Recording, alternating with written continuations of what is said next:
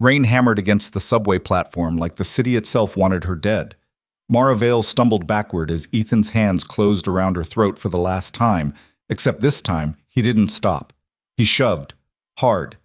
She hit the tracks just as the train's headlights exploded through the tunnel. Death screamed toward her on steel wheels. Then a stranger in a black suit jumped down beside her, dragging her into darkness seconds before the train tore past. Pressed against his chest while metal shrieked inches away, Mara heard him whisper with terrifying certainty, "Nobody touches you again."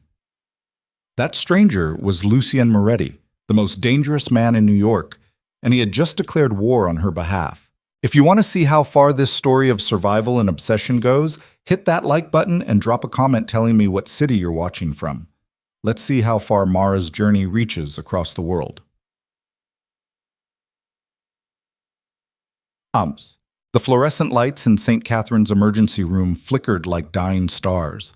Mara Vale tied off the last stitch on a construction worker's gashed forearm while her hands trembled just enough that nobody else would notice. Nobody ever noticed. That was the problem. 3 years working trauma care in Manhattan's busiest ER, and she'd become invisible.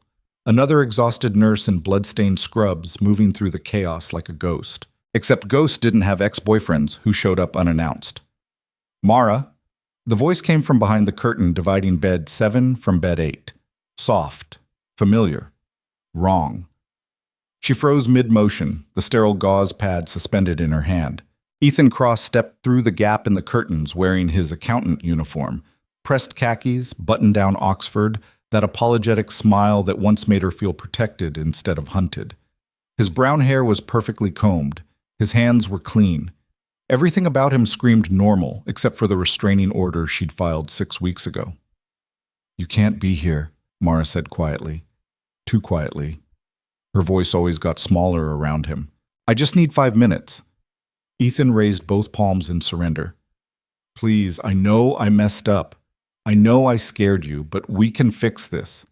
The construction worker on the bed glanced between them, sensing something off.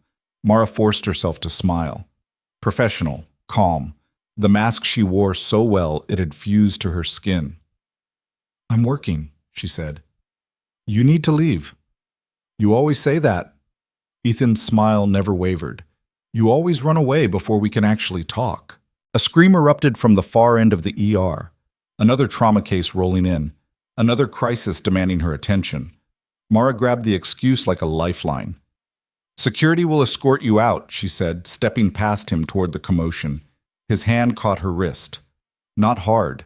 Never hard enough to leave marks where people could see. "Don't walk away from me," Ethan whispered. The smile was still there. The eyes were not. Mara's pulse hammered against her ribs.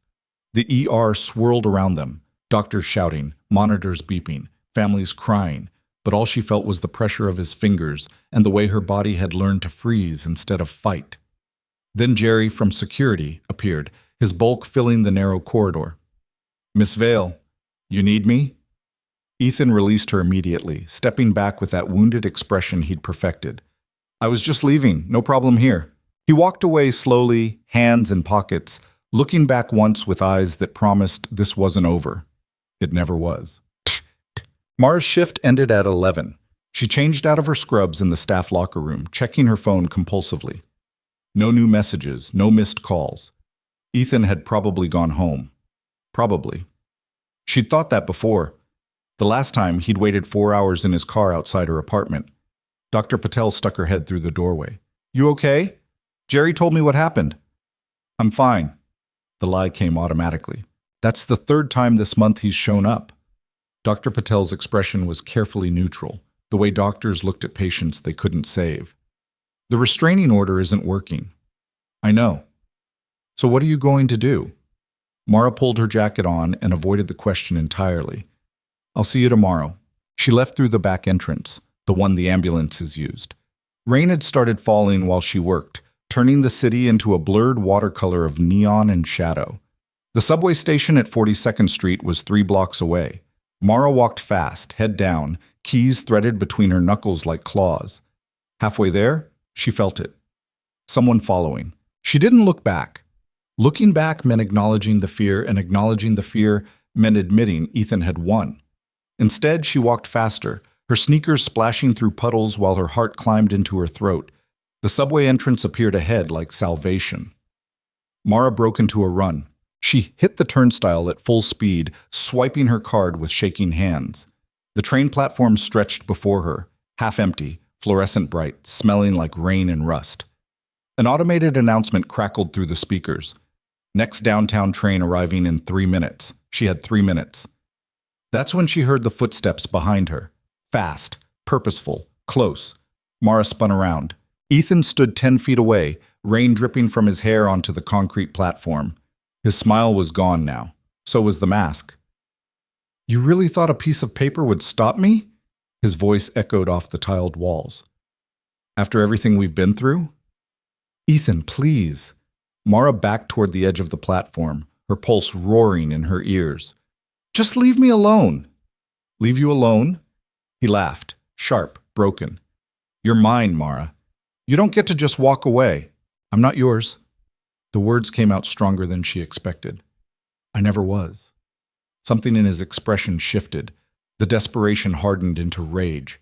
"You ungrateful—" He lunged forward. Mara stumbled backward.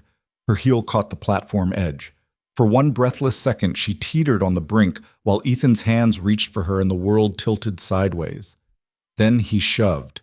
Not to steady her, to finish it. Mara crashed onto the subway tracks in an explosion of pain. Her shoulder hit first, then her hip, the impact driving the air from her lungs. Gravel bit into her palms. The third rail hummed 6 inches from her leg, close enough to kill. Above her, Ethan stared down with an expression she'd never seen before. Relief. Like he'd finally solved a problem that had been plaguing him for years. Then he ran. Mara tried to stand. Her ankle screamed in protest, twisted, maybe broken. The platform towered above her, impossibly high. In the distance, a sound began building. Low, mechanical, growing. The train. Panic detonated in her chest. She scrambled toward the platform edge, clawing at concrete, but her injured ankle buckled beneath her weight. The train's headlights appeared in the tunnel like the eyes of something massive and merciless. 50 yards. 40. Her hands found the platform ledge but couldn't grip tight enough to pull herself up. 30 yards. The train's horn blasted through the station. A warning, a goodbye. 20 yards. Mara opened her mouth to scream, but no sound came out. Then someone jumped onto the tracks beside her. A man. Tall, broad-shouldered, moving with absolute certainty, despite the death bearing down on them. He grabbed Mara around the waist and dragged her sideways into a narrow maintenance alcove cut into the tunnel wall, a space barely wide enough for 2 bodies pressed together. The train hit the station at full speed. Steel shrieked past them, close enough that Mara felt the heat and wind tearing at her hair. The world became sound and fury in motion while she stood frozen against a stranger's chest, his arms locked around her like a cage keeping her from shattering. Then it was over. The train slowed, stopped. Passengers began filing onto the platform above, oblivious. The man holding her didn't move. Mara looked up at him for the first time. Dark hair slicked back with rain. Sharp cheekbones, eyes like black glass that reflected nothing. He wore a suit that probably cost more than her monthly rent, now covered in tunnel grime and her blood. "You're safe," he said. His voice was quiet, controlled, terrifying in its complete lack of fear. "Who?" Mara's voice cracked. "Who are you?" The man studied her face with an intensity that made her feel exposed, like he could see through skin to the broken machinery beneath. "Lucien Moretti," he said finally. "And the man who pushed you is going to regret it for the rest of his very short life." Lucien didn't ask if she needed help getting out of the tunnel.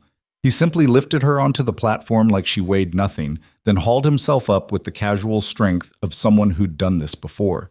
Security was already converging on their position, radios crackling, but Lucien ignored them. "My car is waiting," he told Mara.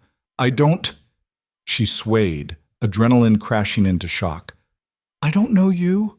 "You know I just saved your life." His hand settled on the small of her back, steadying her.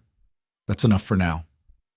Mara should have argued, should have called the police, gone to the hospital, done any of the rational things a person does after nearly dying.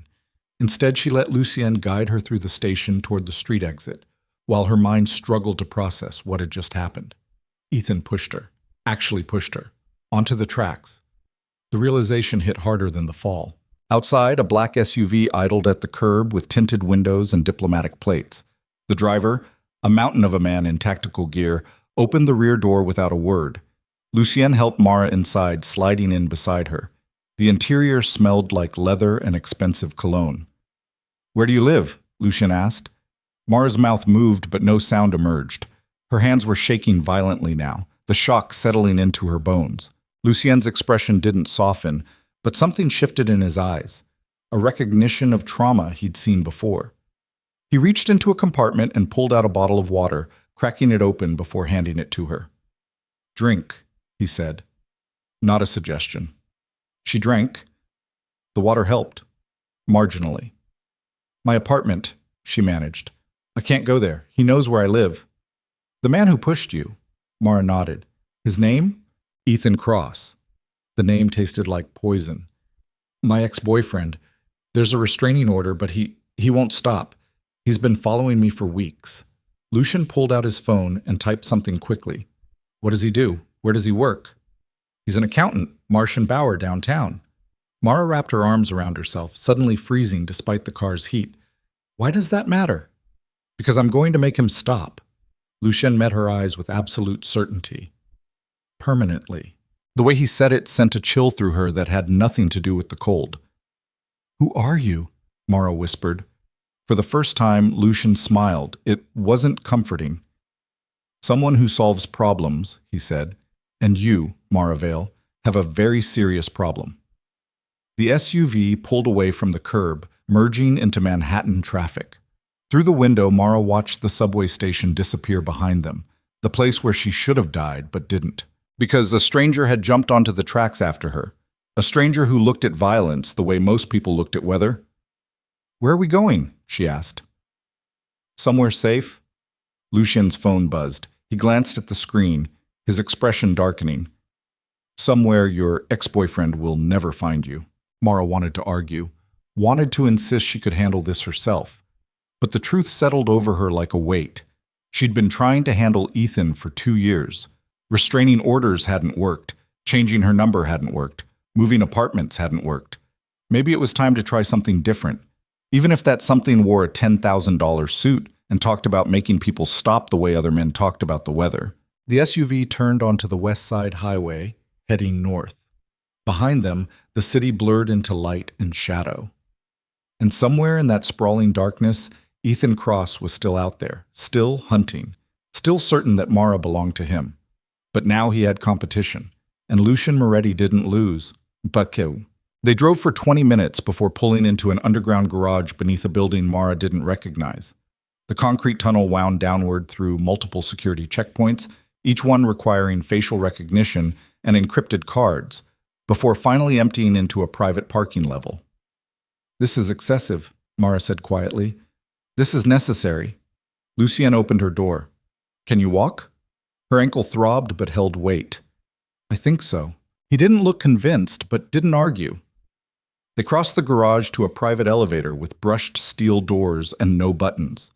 Lucian placed his palm on a sensor. The doors opened immediately. The ride-up was silent except for the hum of machinery. Mara watched the floor numbers climb, 10, 20, 30, 40, before finally stopping at 47. The doors opened onto a hallway that looked more like a hotel than an apartment building. Dark hardwood floors, subtle lighting, original art on the walls. "Penthouse," Lucian explained, leading her to a door at the end of the corridor. Inside was a space that redefined Mara's understanding of wealth. Floor-to-ceiling windows overlooked Central Park. The furniture was minimal, but clearly custom. Everything was clean lines and muted colors, grays, blacks, whites, punctuated by occasional splashes of deep blue. It felt more like a museum than a home. "Guest room is through there." Lucian pointed to a hallway branching left. "Bathroom's en suite. There's clothes in the closet that should fit. I'll have my doctor come check your ankle." "Your doctor?" Mara limped toward the guest room doorway. "You have a doctor on call?" "I have a lot of things on call." She wanted to ask what that meant, but exhaustion was crashing over her now, adrenaline finally burning out. The guest room was smaller than the main space, but still larger than her entire apartment. The bed looked like it cost more than her car. "Why are you helping me?" The question came out before she could stop it. Lucien paused in the doorway. "Because I was there. Because someone needed to." That's not a real answer. His expression remained unreadable. "Get some rest, Mara. We'll talk in the morning." He left before she could press further, closing the door with a soft click. Mara stood alone in the unfamiliar room, her reflection staring back from a full-length mirror. She looked like someone who'd been hit by a train. Scrubs torn, hair matted with tunnel grime, blood smeared across her palms. But alive. Against all probability, alive. She peeled off her ruined clothes and stepped into the bathroom. The shower was one of those rainfall designs with water pressure that felt illegal. Mara stood under the spray until the water ran clear, washing away blood and dirt and the ghost feeling of Ethan's hands on her wrist. When she finally emerged, wrapped in a towel that was softer than anything she'd ever owned, someone had left fresh clothes on the bed. Black leggings, gray cashmere sweater. Both fit perfectly. A knock sounded at the door. "Come in," Mara called. A woman entered, late 50s, silver hair pulled back, carrying a medical bag. "I'm Dr. Chen. Mr. Moretti asked me to examine you." The examination was thorough but quick. Sprained ankle, not broken. Minor abrasions, mild shock, nothing that wouldn't heal. "You're lucky," Dr. Chen said, packing up her supplies. "Very lucky." "I know." The doctor left pain medication and strict instructions to rest. Then she was gone, leaving Mara alone again, with her thoughts and the growing realization that she'd just stepped into something much larger than a simple rescue. Nobody had doctors on call at midnight. Nobody lived in penthouses with facial recognition security. Nobody looked at attempted murder with the cold calculation she'd seen in Lucian's eyes. Her phone buzzed in her jacket pocket. The jacket she'd left on a chair. Mara retrieved it, her heart sinking when she saw the screen. 7 missed calls from Ethan, 12 text messages. She opened the most recent one with shaking hands. "I know you survived. We need to talk. This isn't over." Mara's blood turned to ice. He knew. Somehow Ethan already knew she'd made it out alive, which meant he was watching, waiting, planning his next move. She was about to text back, some futile attempt to reason with him, when her door opened without warning. Lucien stood there, holding 2 mugs of something that smelled like tea. "You should be resting," he said. "He's texting me." Mara held up the phone. "He knows I'm alive. He's not going to stop." Lucien crossed the room and took the phone from her hand. He scanned the messages with an expression that never changed, then slipped the device into his pocket. "Hey, E." "From this moment forward," Lucien interrupted quietly, "Ethan Cross does not get to contact you. He does not get to scare you. He does not get to exist in your life. You can't just, I can." He set the tea on the nightstand. "And I will." Mara stared at him. "I don't understand. Why do you care? You don't even know me." Lucien was quiet for a long moment. When he spoke again, his voice carried something dark beneath the surface, something old and damaged. "Because I know what it's like," he said, "to be afraid of someone who's supposed to love you, to feel like there's no way out." His eyes met hers.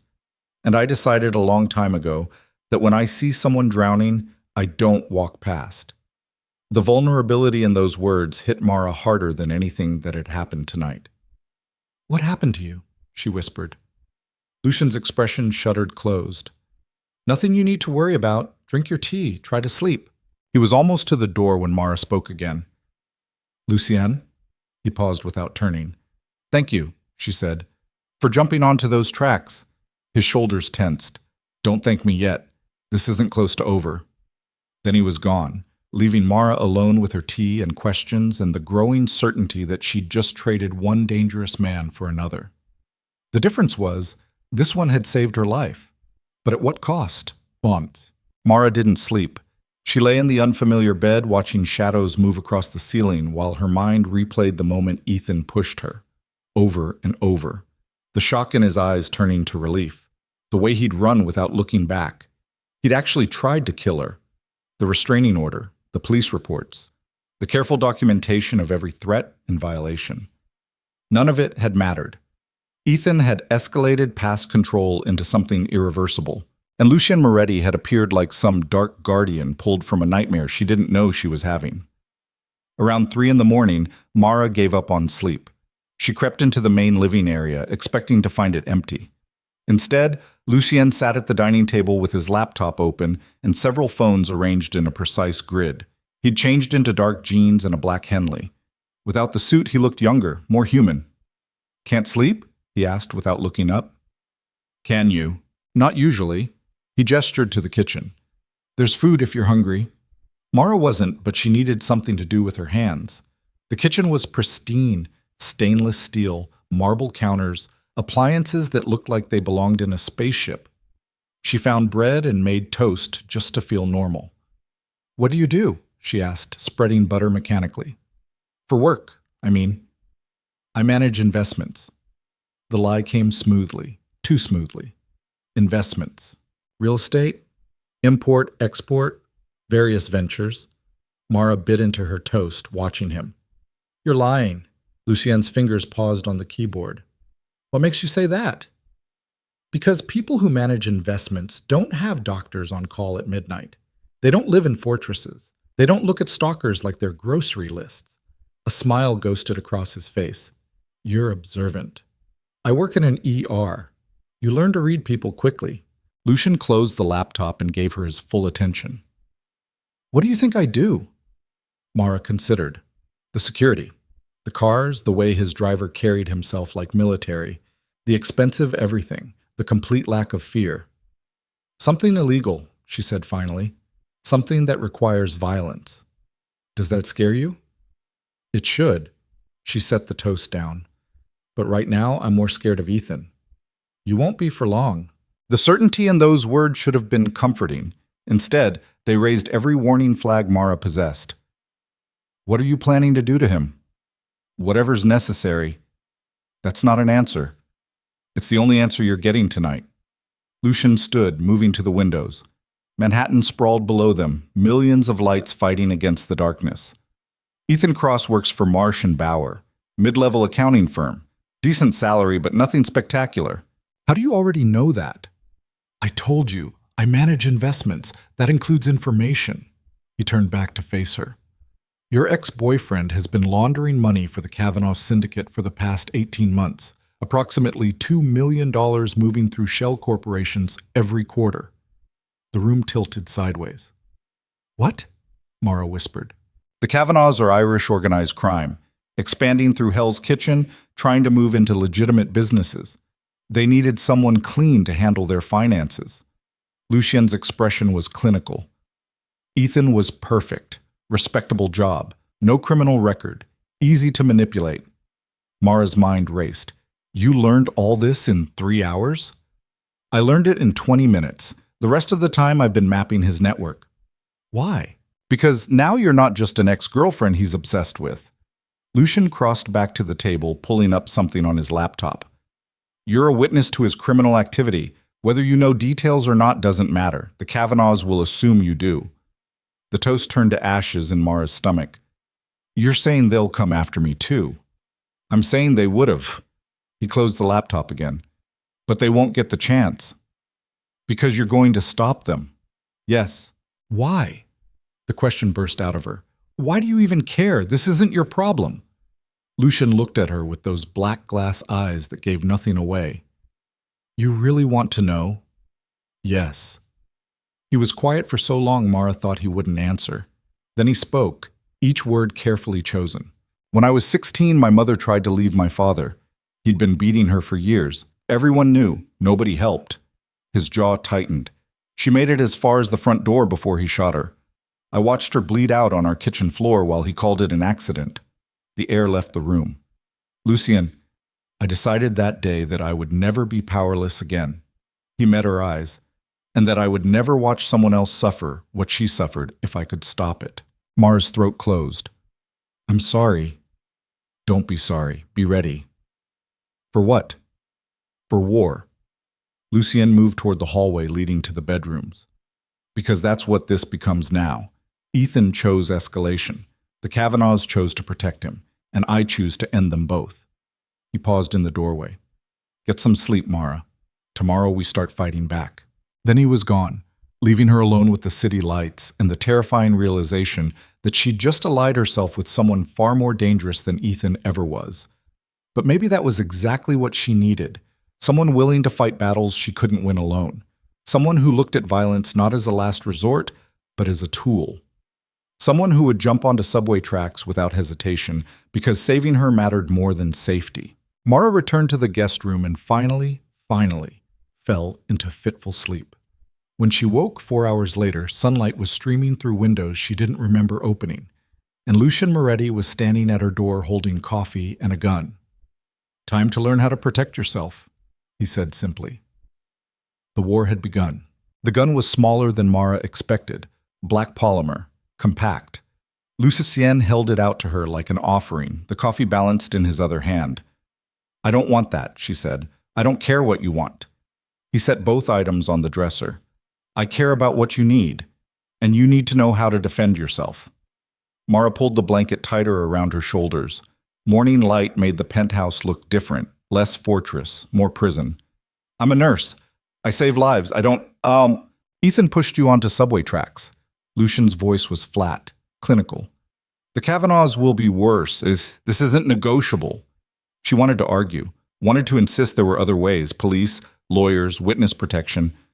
But the words died in her throat because she'd already tried those things, already filled out the reports and filed the orders and begged for help from people who nodded sympathetically before doing absolutely nothing.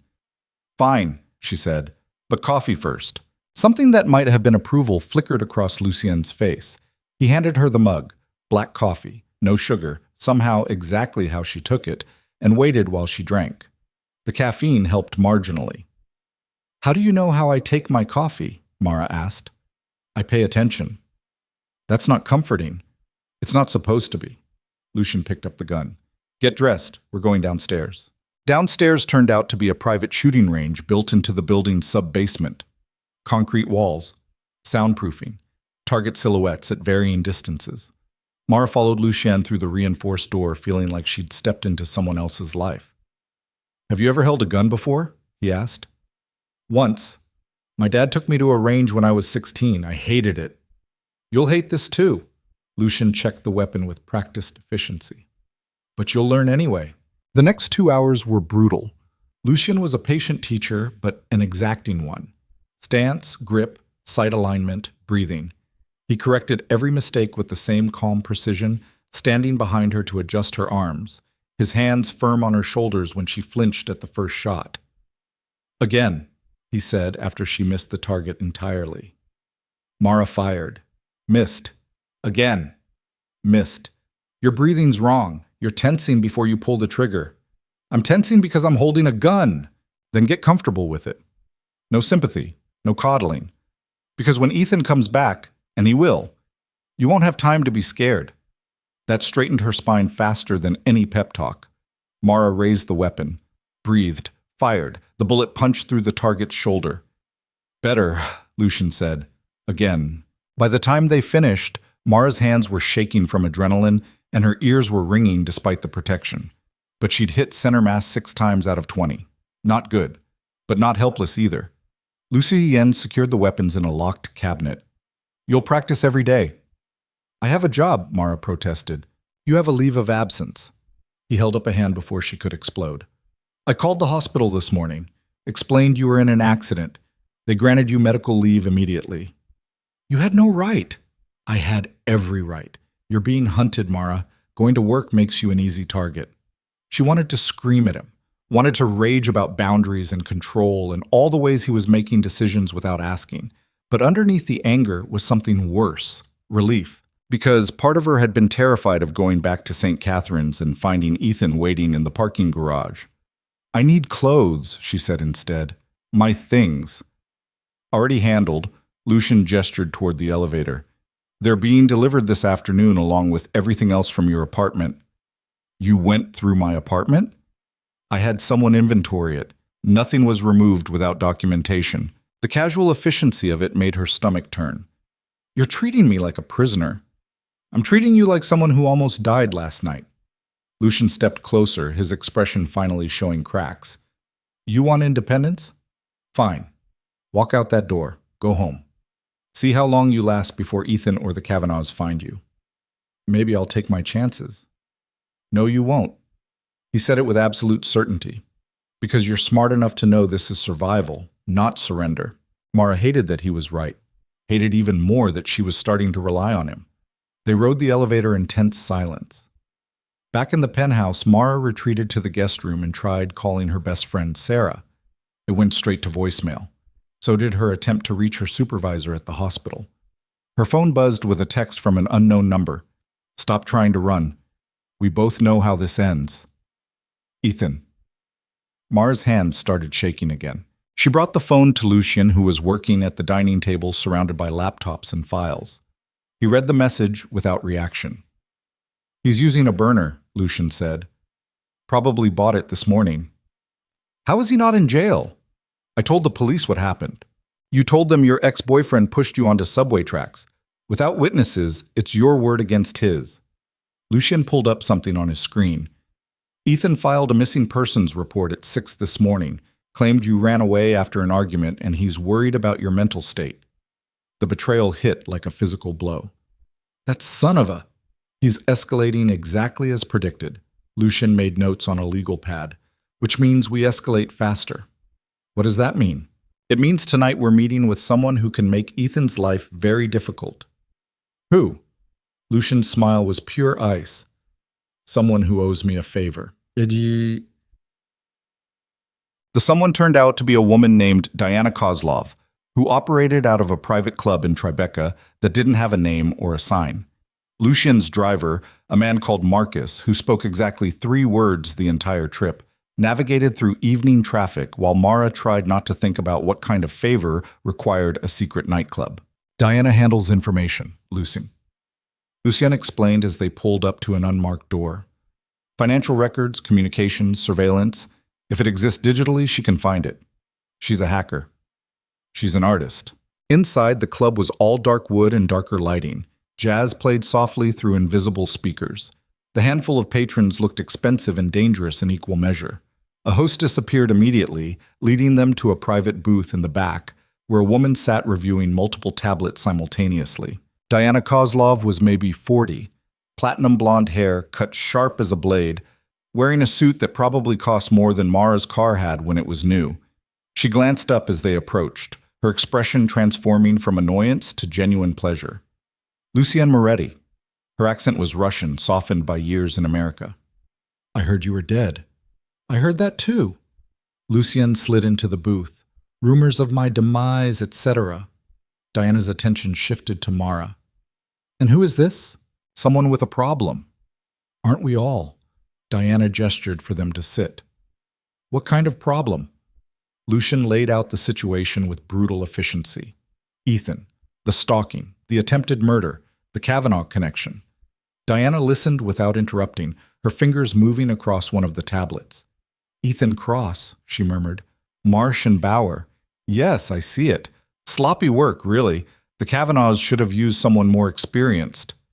Can you prove the money laundering? Lucien asked. Can I prove the sky is blue? Diana smirked. Give me 48 hours. I'll have enough evidence to bury him and half the syndicate. I need it faster. Of course you do. Diana's smile faded. This will cost you. Name your price. That shipment you intercepted last month, the one from Prague. Lucien's expression went very still. That shipment doesn't exist. Precisely why I want it. Diana leaned forward.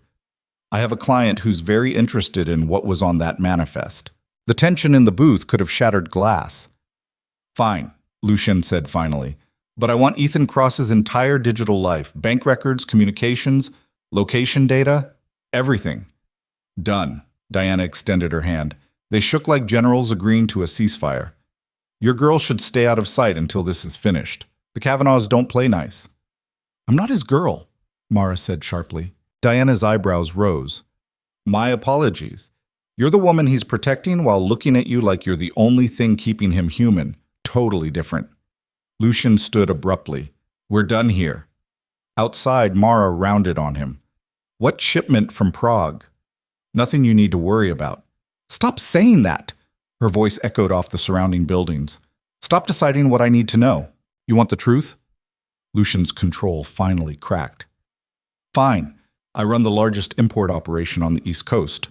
Weapons, primarily. Sometimes other items that various governments prefer don't exist.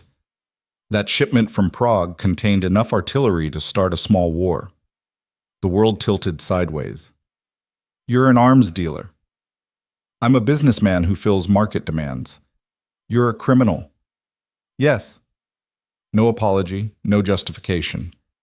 I am. Mara should have walked away right then, should have run screaming to the nearest police station. Instead, she heard herself ask, "Why are you helping me?" Lucien looked at her for a long moment. Because I can. Because someone should. Because... He stopped, jaw clenching. Because what? Because when I look at you, I see my mother. His voice went rough. And I couldn't save her, but maybe I can save you. The honesty of it punched through every defense Mara had left. I don't need saving, she whispered. Everyone needs saving sometimes. Lucien stepped closer. The question is whether you're brave enough to accept help from someone like me. Someone like you? Someone broken. He said it simply, factually. Someone who has done terrible things and will do worse to protect what's mine. I'm not yours? Not yet. The words hung between them like a promise and a threat. Marcus cleared his throat from beside the SUV.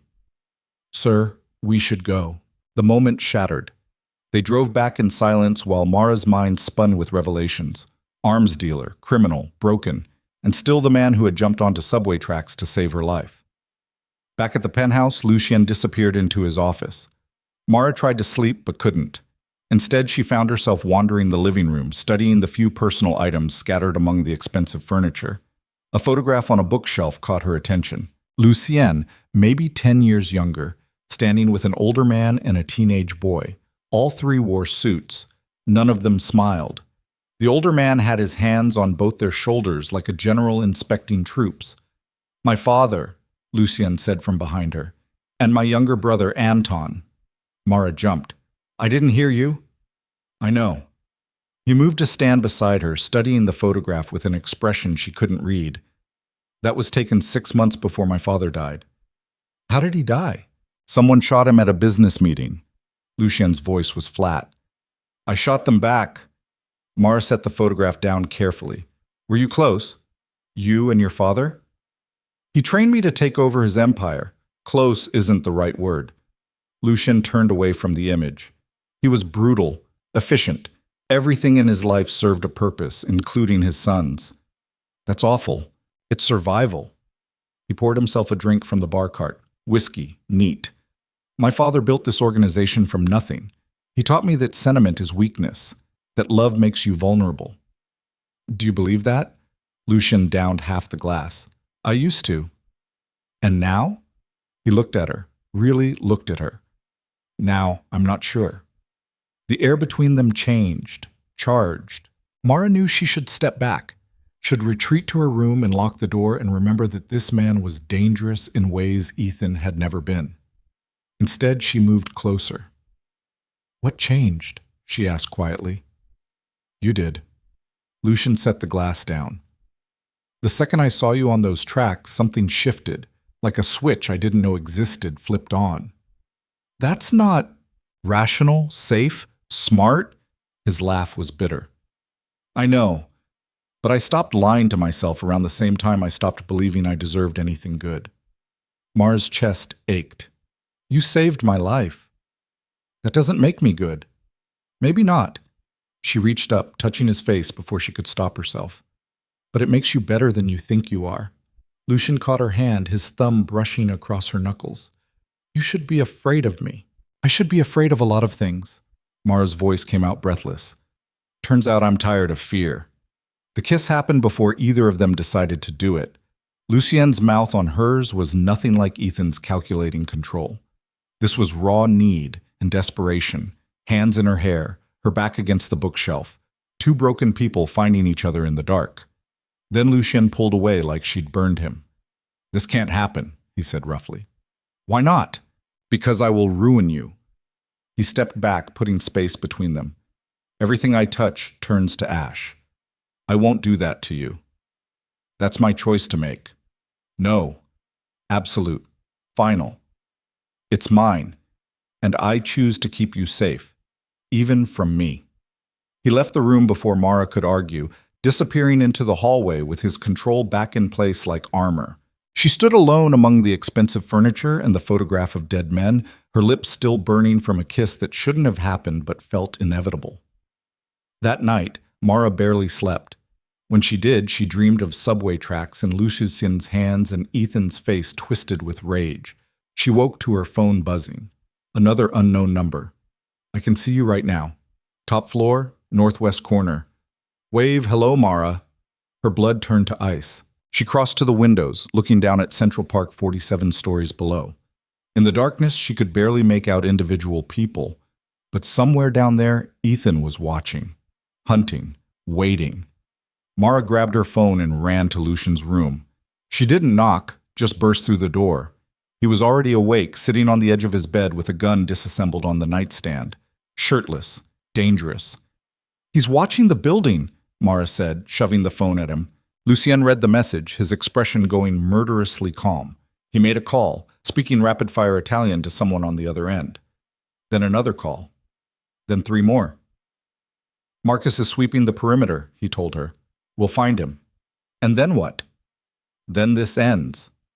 But Mara could see it in his eyes, the calculation, the violence waiting just beneath the surface. You're going to kill him, she whispered. Lucien didn't deny it. Would you stop me? The question hung between them. Would she? A month ago, the answer would have been immediate, obvious. Of course she would stop him. She was a nurse. She saved lives. But that was before Ethan pushed her onto subway tracks, before she felt her ankle twist and the third rail hum, inches from her leg and death screamed toward her on steel wheels, before she understood that some people didn't stop unless you made them. I don't know, Mara admitted.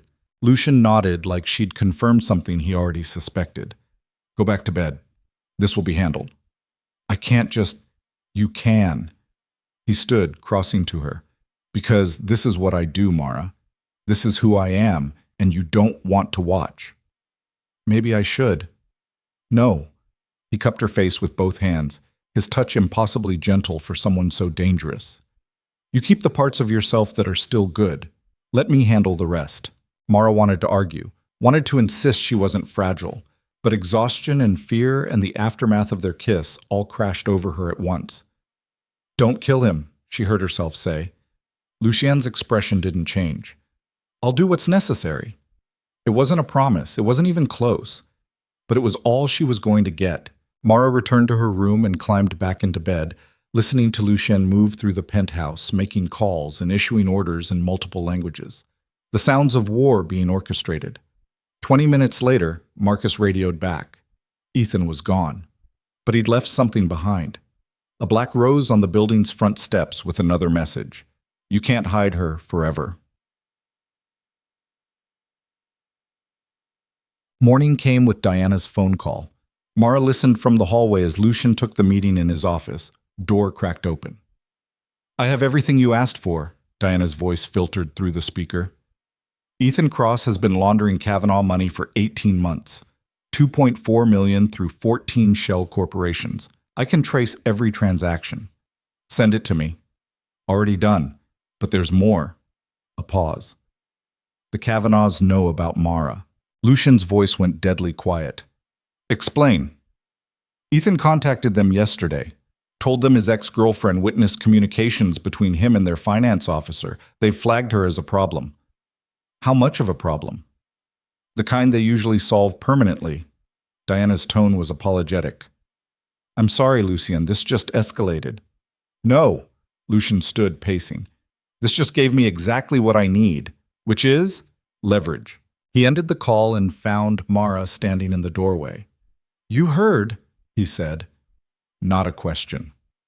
The Kavanaughs want me dead. They want the problem eliminated.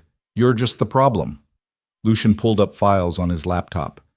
But if I can prove Ethan's money laundering before they move, the FBI becomes their bigger concern. You're going to turn him into the police? I'm going to give Diana's evidence to a federal prosecutor I know, someone who's been trying to build a case against the Kavanaughs for years. His smile was sharp. Ethan becomes their star witness or their fall guy. Either way, he's finished. It was elegant, ruthless, exactly what Mara should have expected. "What about me?" she asked quietly. "You disappear until this is over." Lucien closed the laptop. "I have a property upstate, secure, isolated. Marcus will take you tonight." "Absolutely not. This isn't negotiable." "Yes, it is." Mara crossed the room, fury overriding fear. "I am not running away while you fight my battles. This stopped being just your battle when the Kavanaughs got involved. Then let me help." "Help how?" Lucian's control started cracking. "You're a nurse, Mara, not a soldier, not a criminal. You don't belong in this world." "Neither did you once. I was born into it." He said it like a curse. "My father put a gun in my hand when I was 12. I've been killing since before I could drive. This is all I know." "Then teach me." "No." "Why not?" "Because I'm trying to save what's left of your soul." The words exploded out of him. "Because the second you cross certain lines, you can't come back. And I won't be responsible for destroying the best thing I've found in years." Mara stood frozen, his confession hanging between them. "You think I'm good," she said slowly. "I know you are." "I'm not." She laughed bitterly. "I stayed with Ethan for 2 years while he broke me down piece by piece. I made excuses for him, lied to my friends, convinced myself it was my fault. What part of that is good?" "The part where you survived." Lucien moved closer. "The part where you kept going to work and saving lives even when you could barely save yourself. That's not weakness. That's strength I've never had. You jumped onto subway tracks for a stranger. That's not strength. That's reflex." His voice dropped. "But you fought for yourself every single day, even when nobody else fought for you. That's courage I've never possessed." Mara's eyes burned. "I'm tired of being scared." "I know. I'm tired of running." "I know. And I'm tired of you making decisions for me like I'm something fragile that might break." Lucien's expression shifted. "You're not fragile, you're terrifying." "Good." She stepped into his space, close enough to feel his heartbeat. "Then stop treating me like I need protection and start treating me like you're equal." "We are not equals." "You're right." Mara looked up at him. "I'm better than you. Because I haven't given up on being human yet." The words hit like a slap. For a moment, Lucien just stared at her. Then something in his expression broke open, not shattering but softening, like a wall developing cracks. "What do you want from me?" he asked roughly. "The truth. Always. No matter how ugly. The truth will hurt." "I'm already hurt." She touched his chest, feeling his heart hammering beneath her palm. "At least with truth I know what I'm dealing with." Lucien caught her hand, held it. "The truth is, I'm falling for you so hard it scares me more than any enemy I've ever faced." Mara's breath caught. "The truth is," he continued, "I want to keep you locked in this penthouse forever where nothing can touch you. But I know that makes me exactly like Ethan. It's not the same, isn't it?" His grip tightened. "Control is control. Protection becomes prison. I've watched it happen." "Then don't lock me up." Mara moved closer still. "Fight beside me instead." "You don't know what you're asking." "Yes, I do." She said it with absolute certainty. "I'm asking you to trust me the way I'm trusting you." Lucien studied her face like he was memorizing it. "If I do this, if I let you help, you follow my lead. No arguments, no hesitation. When I say run, you run. Deal. And if things go wrong," he stopped, started again. "If something happens to me, Marcus gets you out, no matter what." "Nothing's going to happen to you. You can't promise that." "Neither can you." Mara rose on her toes, brushing her lips against his. "But we can promise to fight like hell to make sure we both survive." This kiss was different from the first. Slower, deeper. A pact sealed in wan and desperation. When they finally broke apart, Lucien rested his forehead against hers. "You're going to destroy me." "Good," Mara whispered. "We'll destroy each other and build something better from the wreckage." The plan came together over the next 12 hours.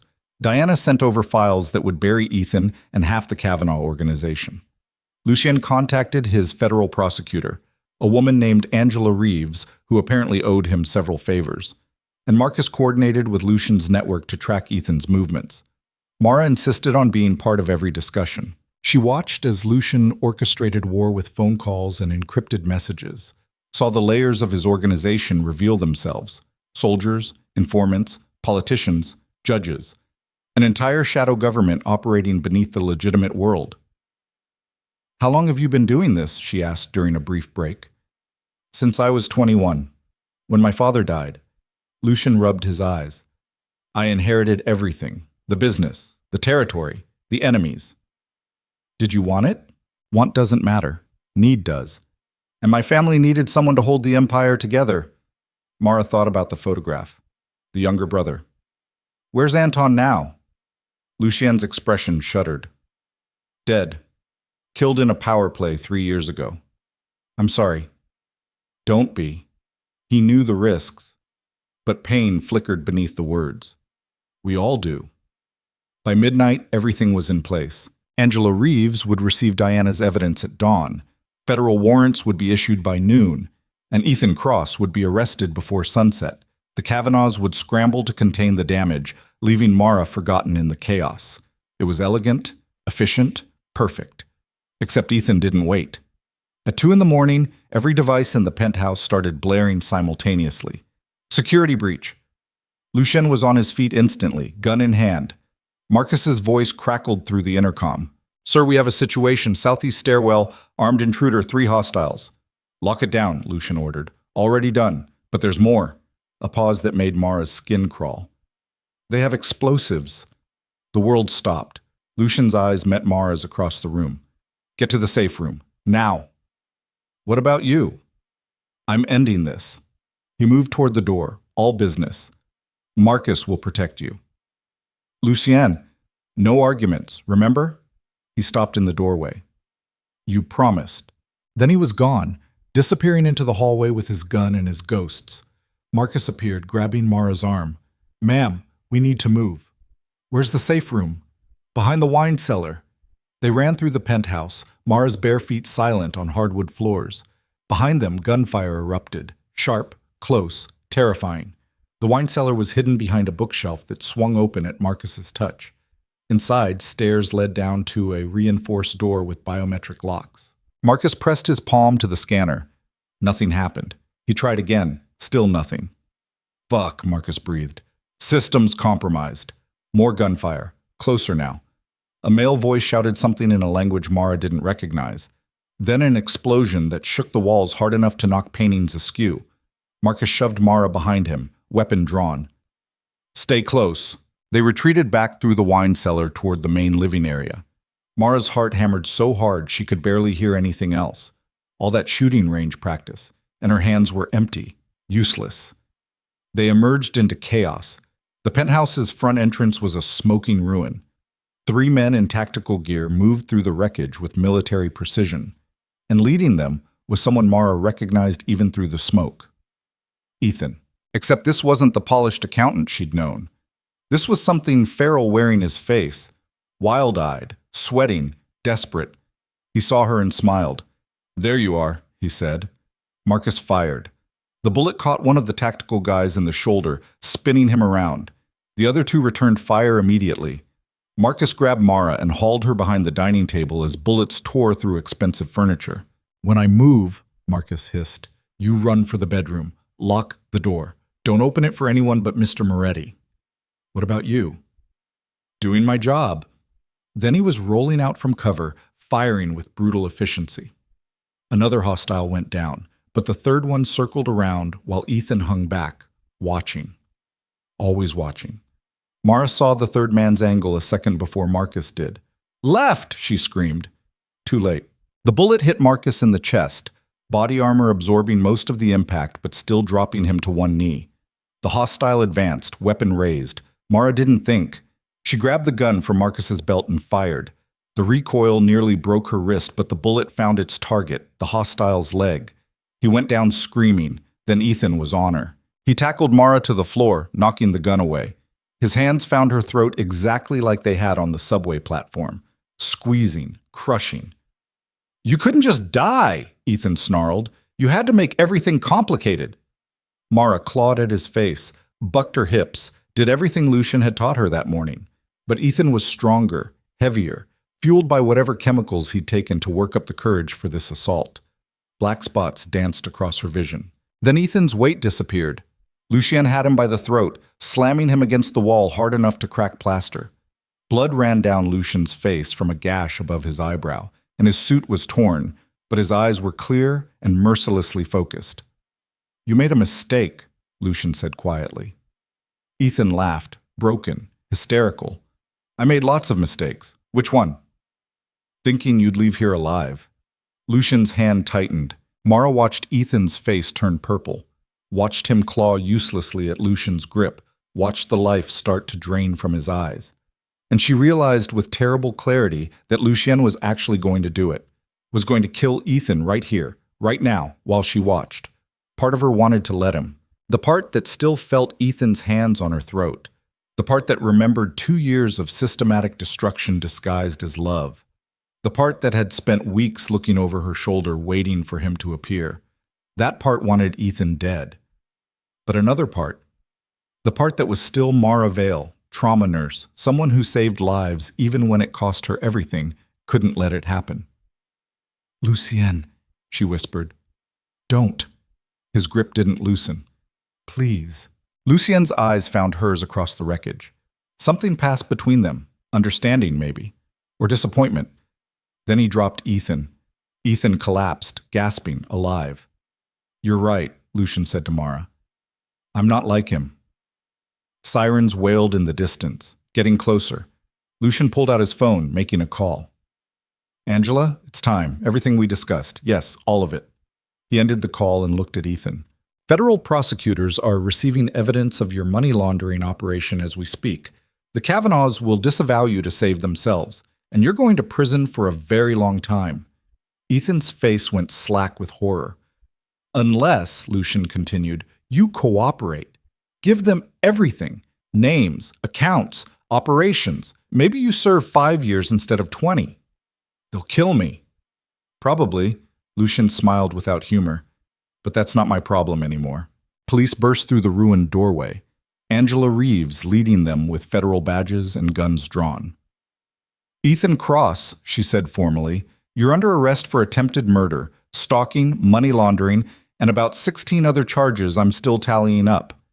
Ethan was cuffed and read his rights while Mara sat on the floor, her throat bruised and aching, watching the man who had haunted her for years finally get dragged away.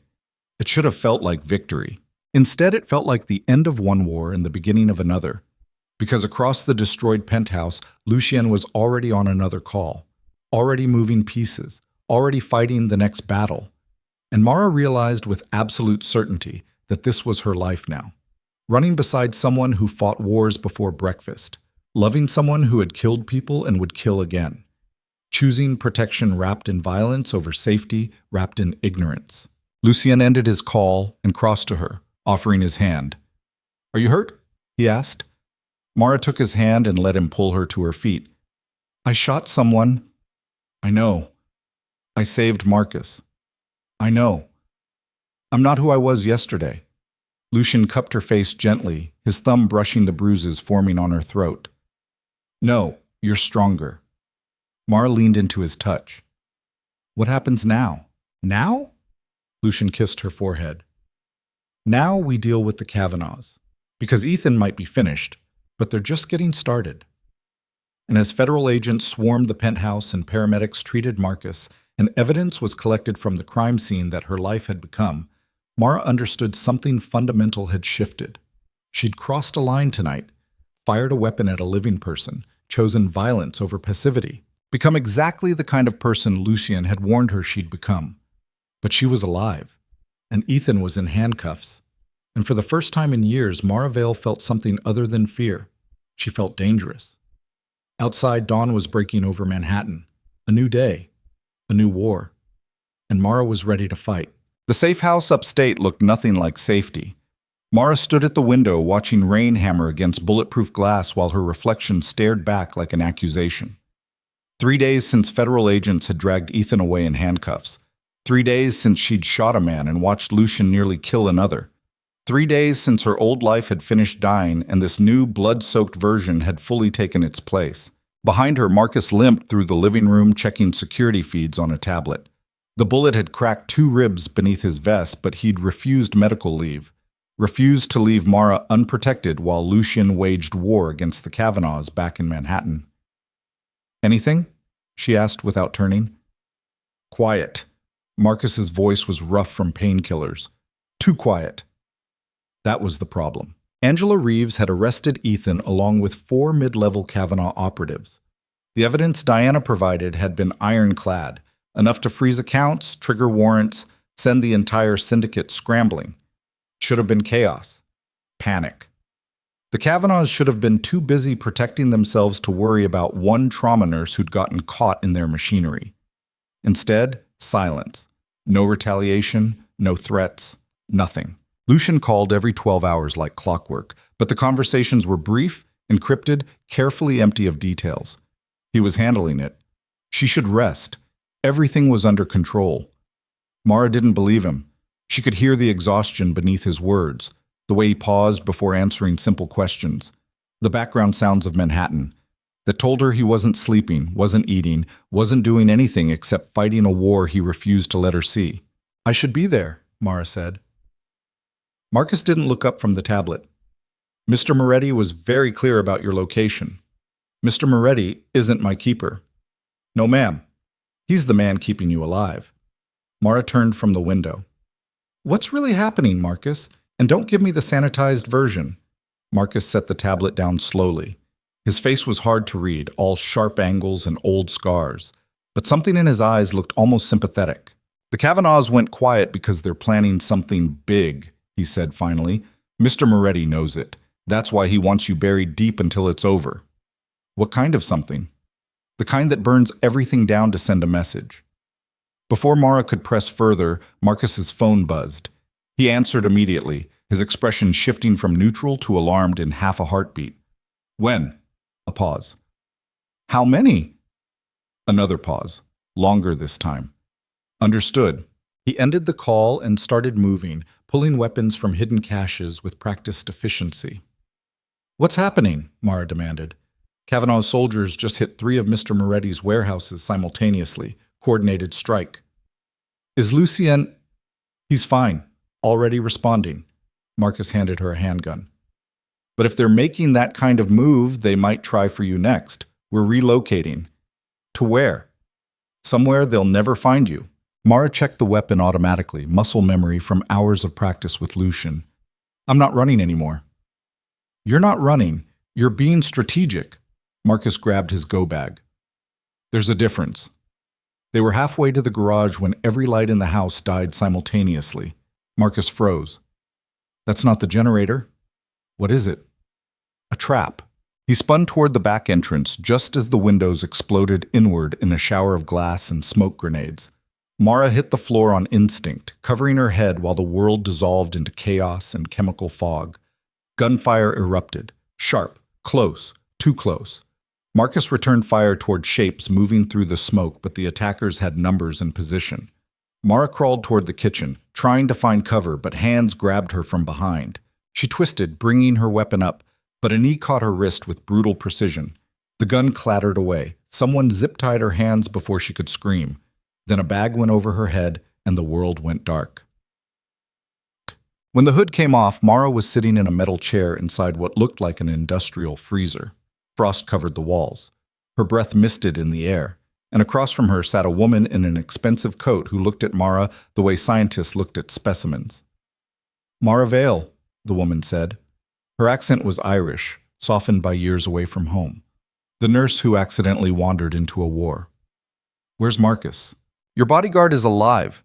Injured, but alive. We're not monsters." The woman smiled. "My name is Siobhan Kavanaugh, and we need to have a conversation about Lucien Moretti." Mara's blood turned colder than the air. "I don't know anything." "That's a lie, but an understandable one." Siobhan crossed her legs. Let me be direct. Your ex-boyfriend was laundering our money. Badly. We were going to cut ties anyway. His arrest merely accelerated our timeline. Then why am I here? Because Lucien Moretti has been systematically destroying our operation for 3 weeks. Warehouses burned, shipments intercepted, politicians who used to take our calls suddenly developing consciences. Siobhan's smile never wavered. He's costing us approximately $4 million per day, and it all started the night he pulled you off those subway tracks. Understanding crashed over Mara like ice water. You think I'm leverage. I know you are. Siobhan pulled out a phone showing Mara a photograph. Lucien leaving his building. Lucien getting into his SUV. Lucien looking exhausted and dangerous and utterly focused. He's been running himself into the ground protecting you. A man like that doesn't do that for just anyone. You're wrong. Am I? Siobhan zoomed in on another photo. This one showed Lucien standing at a window, staring out at the city. And reflected in the glass behind him was Mara's face, a photograph on his desk where he could see it constantly. He's in love with you, desperately. The kind of love that makes smart men do catastrophically stupid things. Mara's chest tightened. She'd seen that photograph before. Lucien must have taken it during one of their training sessions, catching her mid-laugh at something Marcus had said. She'd been so focused on learning to protect herself she hadn't noticed him documenting the moments between. What do you want? Mara asked quietly. I want Lucien Moretti to stop waging war against my family. Siobhan leaned forward. And you're going to convince him. He won't negotiate. He will if the alternative is watching you die. Siobhan's expression didn't change. We're going to make a video. You're going to tell Lucien to stand down, withdraw from our territory, forget this vendetta. In exchange, we let you go unharmed. And if I refuse, then we send him pieces of you until he complies. Still said with that same pleasant smile, starting with fingers and escalating from there. Nausea rolled through Mara's stomach. You're bluffing, am I? Siobhan nodded to someone behind Mara. Hands grabbed her left wrist, forcing her palm flat on the metal arm of the chair. Someone else produced bolt cutters. Industrial. Massive. The kind used to cut through chain-link fences. Or bones. Wait! Mara's voice cracked. Wait, I'll do it! I'll make your video! Siobhan raised a hand. The bolt cutters paused. Smart girl. But just so we're clear about consequences, the blades closed around Mara's pinky finger. Not cutting through. Just applying pressure. Enough to make the bone creak. Enough to imagine exactly how much worse it could get. Do we understand each other? Siobhan asked. Mara couldn't breathe, couldn't think past the pain building in her hand and the absolute certainty that this woman would follow through without hesitation. Yes, she gasped. The pressure released. Siobhan stood, brushing frost off her coat. Excellent. We'll film in 10 minutes. Say exactly what I tell you to say. Cry if you need to. It adds authenticity. But if you try to warn him or send any kind of coded message, we start removing parts. She left the freezer. Mara sat alone with her terror and the 2 silent men who'd stayed behind to guard her. Her wrist throbbed where they'd gripped it. Her hands were still zip-tied. And somewhere in Manhattan, Lucien was fighting a war that had just changed shape entirely. Because Siobhan was right about one thing. Lucien would trade anything to keep Mara safe. Even his empire. Even his life. And Mara couldn't let that happen. The video setup was professional. Ring light, high-definition camera, a blank wall behind Mara that could have been anywhere. Siobhan directed the shoot personally, adjusting Mara's position until the bruises on her wrists were visible, but not obviously from restraints. Remember, Siobhan said, short and direct. You're scared, but holding it together. You want him to save you, so he needs to do exactly what we say. Mara nodded, her mind racing. There had to be a way to warn Lucien without getting herself mutilated. Some phrase or gesture he'd recognize as wrong. But Siobhan was watching her like a hawk, and the bolt cutters sat on a table just within view. The camera started recording. Lucien, Mara began, and her voice cracked genuinely. I'm okay. I'm not hurt. But I need you to listen very carefully. She followed Siobhan's script. Explained the terms. Stand down. Withdraw. Let the Kavanaughs rebuild without interference. In exchange, Mara would be released unharmed within 24 hours. The whole time she spoke, she kept her hands in frame, kept them visible. Because Lucien had taught her that when words failed, action spoke. And Mara was betting everything that he'd taught her well enough to understand. "Cut," Siobhan said. "Perfect. We'll send this within the hour." Mara was dragged back to the freezer and left alone again. She had maybe 60 minutes before Lucien received the video. 60 minutes to figure out how to escape, or at least leave some trail he could follow. The zip ties were tight, but not impossible. Mara worked her wrists back and forth, ignoring the burning as plastic bit into skin. If she could dislocate her thumb, she might be able to slip free. She'd seen it done during combat medical training.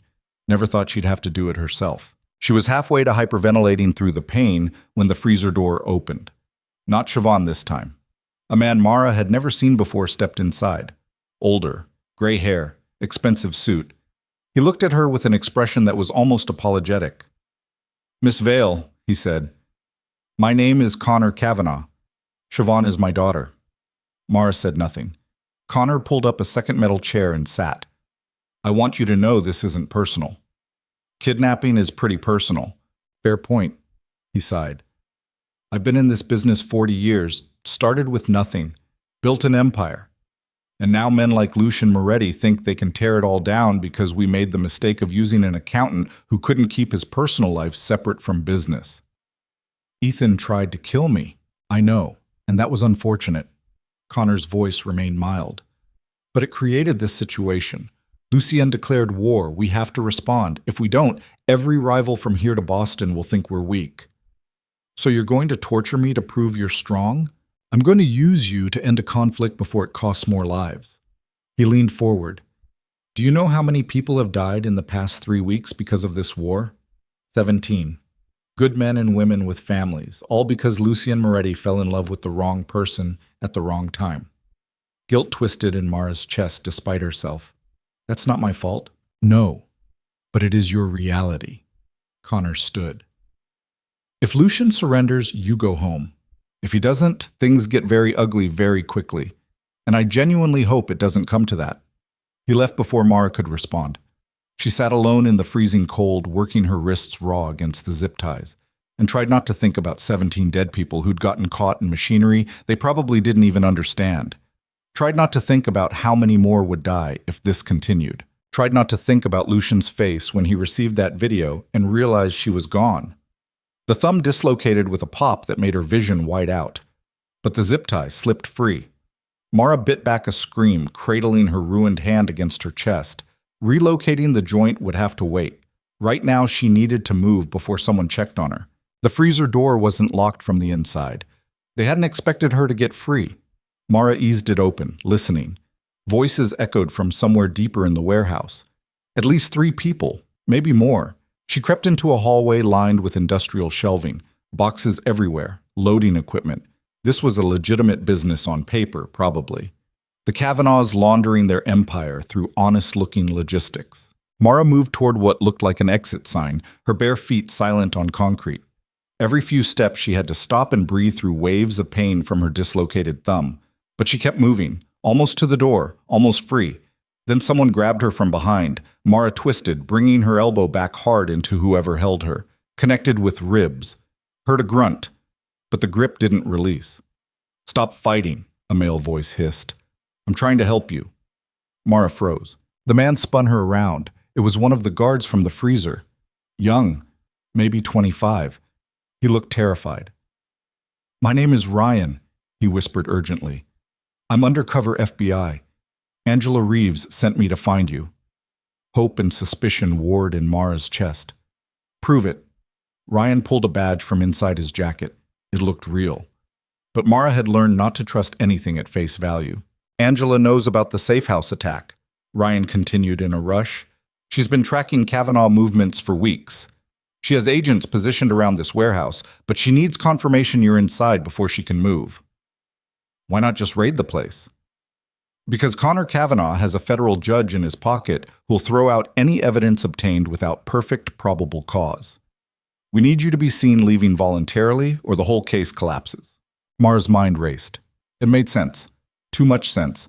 or exactly enough sense to be a convincing lie. How do I know you're telling the truth? Ryan's expression was desperate. You don't. But if I'm lying, you're already fucked.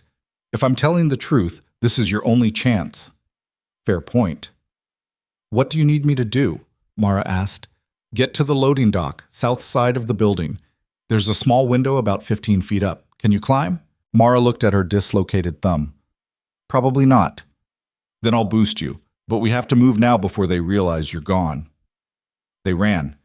Ryan led her through a maze of corridors, moving with the confidence of someone who'd memorized the layout. Mara's lungs burned, her hand screamed, but she kept pace. The loading dock appeared ahead, massive bay doors, one slightly open, and standing in that gap was Siobhan Kavanaugh. She smiled when she saw them. Ryan, she said pleasantly. I'm disappointed. Ryan's face went pale. Siobhan, did you really think we didn't know?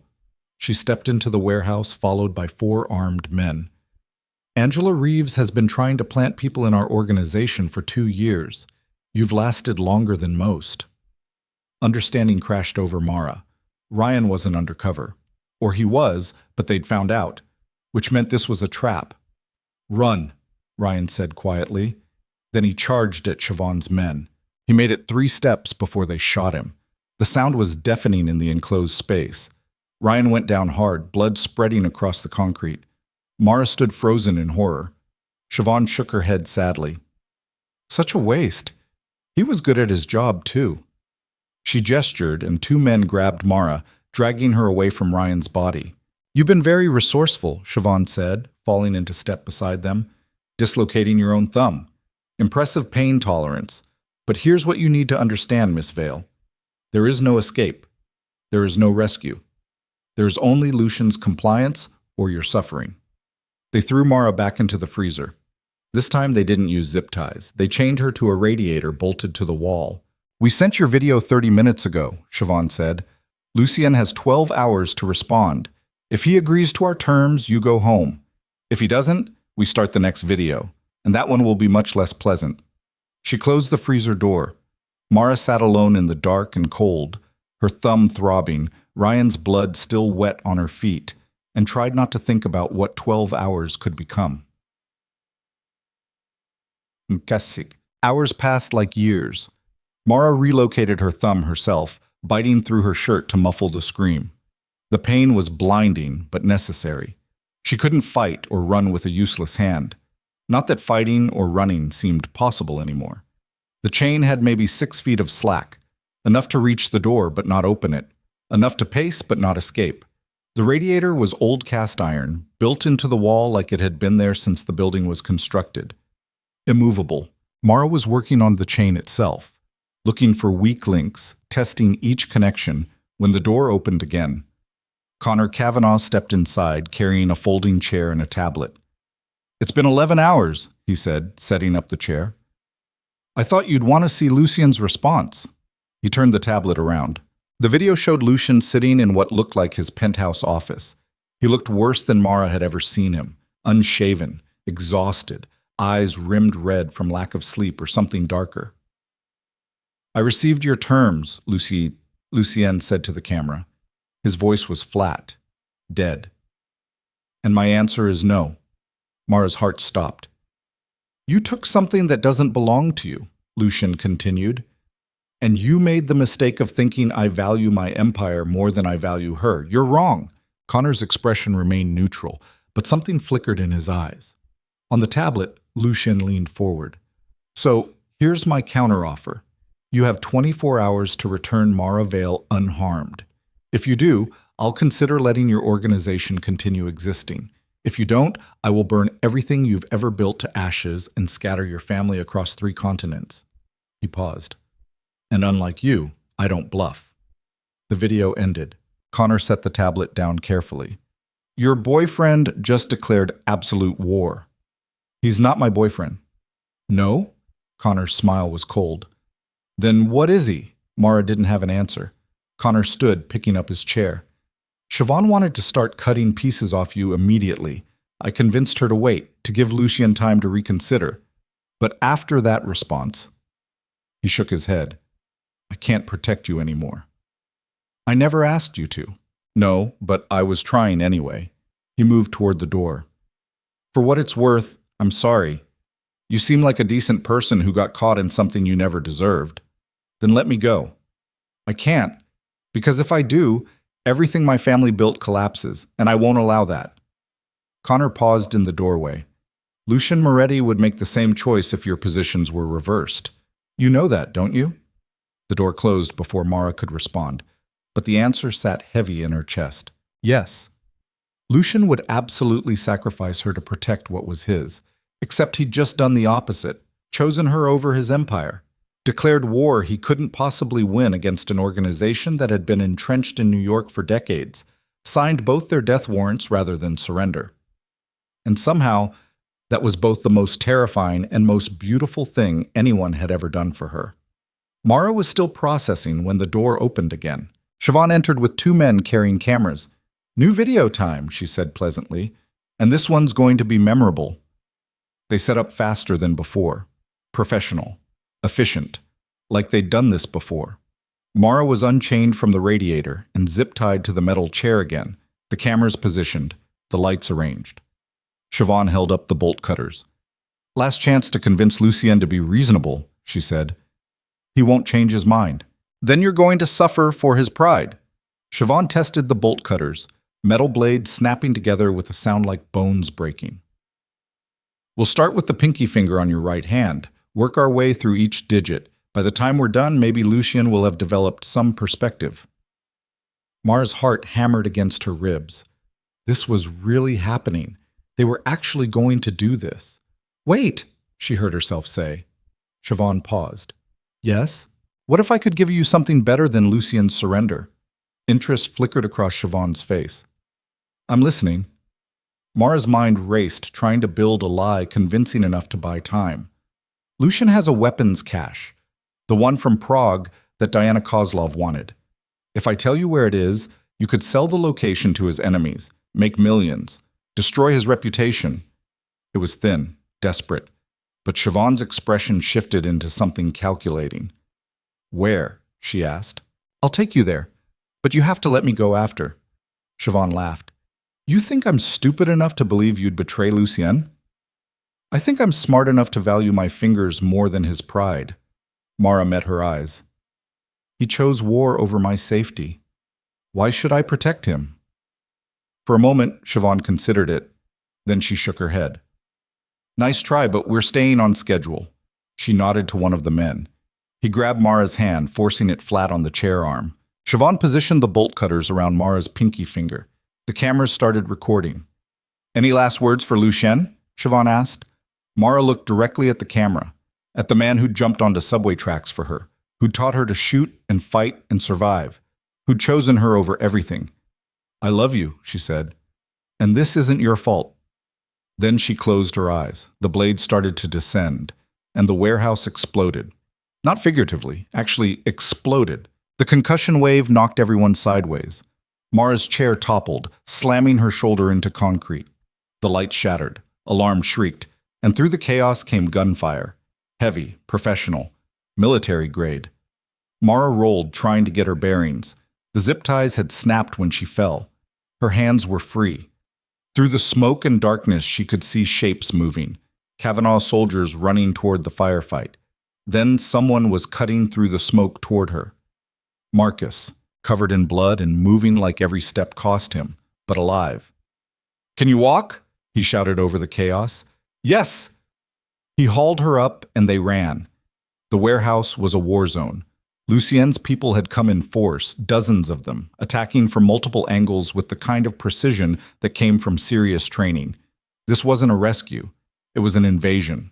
Marcus got Mara to the loading dock and shoved her into a waiting SUV. The driver took off before the door even closed, tires screaming. Where's Lucien? Mara gasped. Marcus's expression went dark. Still inside. He's ending this personally. We have to go back. No! Marcus grabbed her shoulder. We follow orders. He gets you safe. That's the mission. I don't care about the mission. But the SUV was already blocks away. Sirens wailing in the distance as every cop in the precinct responded to reports of a literal war breaking out in industrial Queens. Mara twisted in her seat, watching the warehouse recede into the distance. Smoke poured from shattered windows. Muzzle flashes lit the darkness like lightning. And somewhere in that hell, Lucian Moretti was fighting a battle he might not survive, because he'd chosen her. Because he'd declared war rather than let them hurt her. Because love had finally made him as stupid as Connor Cavanaugh predicted. The SUV merged onto the highway heading back toward Manhattan. Behind them, the warehouse burned. And Mara realized with absolute clarity that nothing would ever be the same again. The woman who'd worked as a trauma nurse and believed in saving lives was gone. In her place sat someone new, someone who'd watched a man die trying to save her, someone who'd nearly lost fingers to prove a point, someone who'd looked into cameras and confessed love while waiting for pain, someone willing to burn the whole world down if it meant keeping Lucian Moretti alive. The SUV's phone rang. Marcus answered on speaker. Status? Lucian's voice, rough with smoke and exertion. Package secured, en route to secondary location. Good. A pause filled with gunfire. Tell Mara I'm sorry. Tell me yourself, Mara shouted toward the phone. Can't. Little busy. More gunfire. But I need you to know something. What? I meant what I said. Empire or you. I choose you. Always. Then the line went dead. Mara sat in the back of the SUV, her dislocated, then relocated thumb throbbing, Ryan's blood still on her skin, and tried to breathe through the realization that she'd become exactly what Lucian had warned her about. Someone willing to do terrible things. Someone choosing violence over peace. Someone who'd just fallen completely, irrevocably in love with the most dangerous man in New York. And there was no going back from that. The SUV disappeared into Manhattan traffic. Behind them, the war raged on. And somewhere in the smoke and chaos, Lucian Moretti fought for both their futures with everything he had. Whether it would be enough remained to be seen. The secondary location was a brownstone in Brooklyn that looked like every other building on the block. Marcus hustled Mara inside through a reinforced door while two armed guards swept the perimeter. The interior was sparse. Safe house furniture, backup weapons, medical supplies stacked in careful rows. Sit, Marcus ordered, pointing to a chair. Mara's legs gave out before she could argue. Adrenaline was crashing hard, leaving her shaking and nauseous. Marcus grabbed a first aid kit and started examining her hands with surprising gentleness for someone built like a tank. Your thumb's already swelling, he said. You relocated it yourself? Didn't have much choice. Brave. Stupid. Both. He wrapped it carefully, his movements practiced. You'll need x-rays, but it should heal. Through the window, Manhattan glittered in the distance. Somewhere in that sprawl of light and concrete, Lucian was still fighting, still bleeding, still choosing her over survival. Mara's phone buzzed. Unknown number. She almost didn't answer, then muscle memory took over. Hello? Miss Vale? Siobhan Cavanaugh's voice was perfectly composed despite whatever hell she'd just escaped. That was quite the dramatic rescue. Mara's blood went cold. How did you get this number? I get everything eventually. A pause filled with implications. Is Lucien there? I'd like to speak with him. Go to hell. Already there, darling. Lucien's ensuring that personally. Siobhan's tone shifted, losing its polish. He just killed my father. The words hit like a physical blow. What? Connor Cavanaugh is dead. Shot 3 times in the chest while trying to negotiate a ceasefire. Siobhan's voice was ice over rage. So now this stops being business. Now it's personal. The line went dead. Mara looked at Marcus. Connor's dead. Lucien killed him. Marcus's expression didn't change. Good. Good? He just murdered someone. He eliminated a threat. Marcus finished bandaging her hand. Connor Cavanaugh was responsible for 17 murders we know about and probably 50 more we don't. The world's better off. That's not... Mara stopped, the argument dying in her throat, because she couldn't finish that sentence honestly. Connor had ordered her torture, had watched his daughter threaten to mutilate her, had built an empire on violence and called it business. Maybe the world was better off. Maybe Lucien had done exactly what needed doing, And maybe that made her just as broken as he was. The Brownstones' phone rang. Marcus answered, listened, then handed it to Mara. Lucien's voice came through rough and exhausted. Are you hurt? My thumb. Nothing serious. Mara gripped the phone tight enough to hurt. Connor's dead. I know. Siobhan called me. She said you shot him during a ceasefire. He was reaching for a weapon. No apology, no justification, just fact. It was him or me. She's going to retaliate.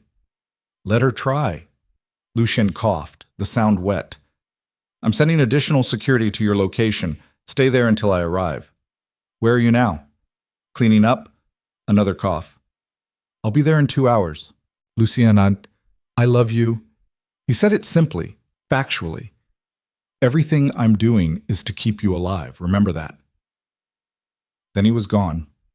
Mara sat holding a dead phone while her mind spun through implications. Connor Kavanaugh dead meant the syndicate would fracture or consolidate. Either way, Siobhan would come for blood. And Lucien was wounded. She'd heard it in his breathing, in the pauses between words. How bad is he hurt? She asked Marcus. Bad enough that he should be in a hospital. Marcus checked his weapon methodically. But he won't go until this is finished. Define finished. Siobhan Kavanaugh dead or surrendered. The syndicate broken beyond repair. You safe enough to live a normal life again. Marcus looked at her. That's what finished means to him. Nothing less. Mara stood, pacing the small room. Her thumb throbbed. Her wrists ached where the zip ties had cut. And somewhere in her chest, love and horror were fighting for dominance. She'd told Lucien she loved him on camera while waiting to be mutilated. He'd declared war rather than let them hurt her. Now a man was dead, and more would follow. All because Ethan Cross had pushed her onto subway tracks, and Lucien Moretti had jumped down after her. This is insane, Mara whispered. Yes, Marcus agreed, but it's also survival. And in this world, those are the same thing. Lucien arrived 90 minutes later looking like he'd been through a war. Because he had. Blood soaked through his shirt on the left side. His knuckles were split. A gash above his eyebrow had been hastily stitched with the kind of battlefield medicine that left scars.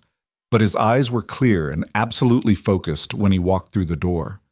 Mara was across the room and in his arms before she could think. You're hurt, she said against his chest. I'm alive. His arms came around her carefully like she might shatter. That's all that matters. Marcus appeared with medical supplies. Sir, you need proper treatment. Later, Lucien guided Mara to the couch, sitting heavily. First we talk. About what? About what happens next. He looked at her with an expression that was almost vulnerable. The Kavanaughs are finished as an organization. Connor's death fractured their leadership. Half their soldiers are already running. The other half are negotiating surrender terms. And Siobhan? Siobhan has 17 loyal men and enough rage to be extremely dangerous.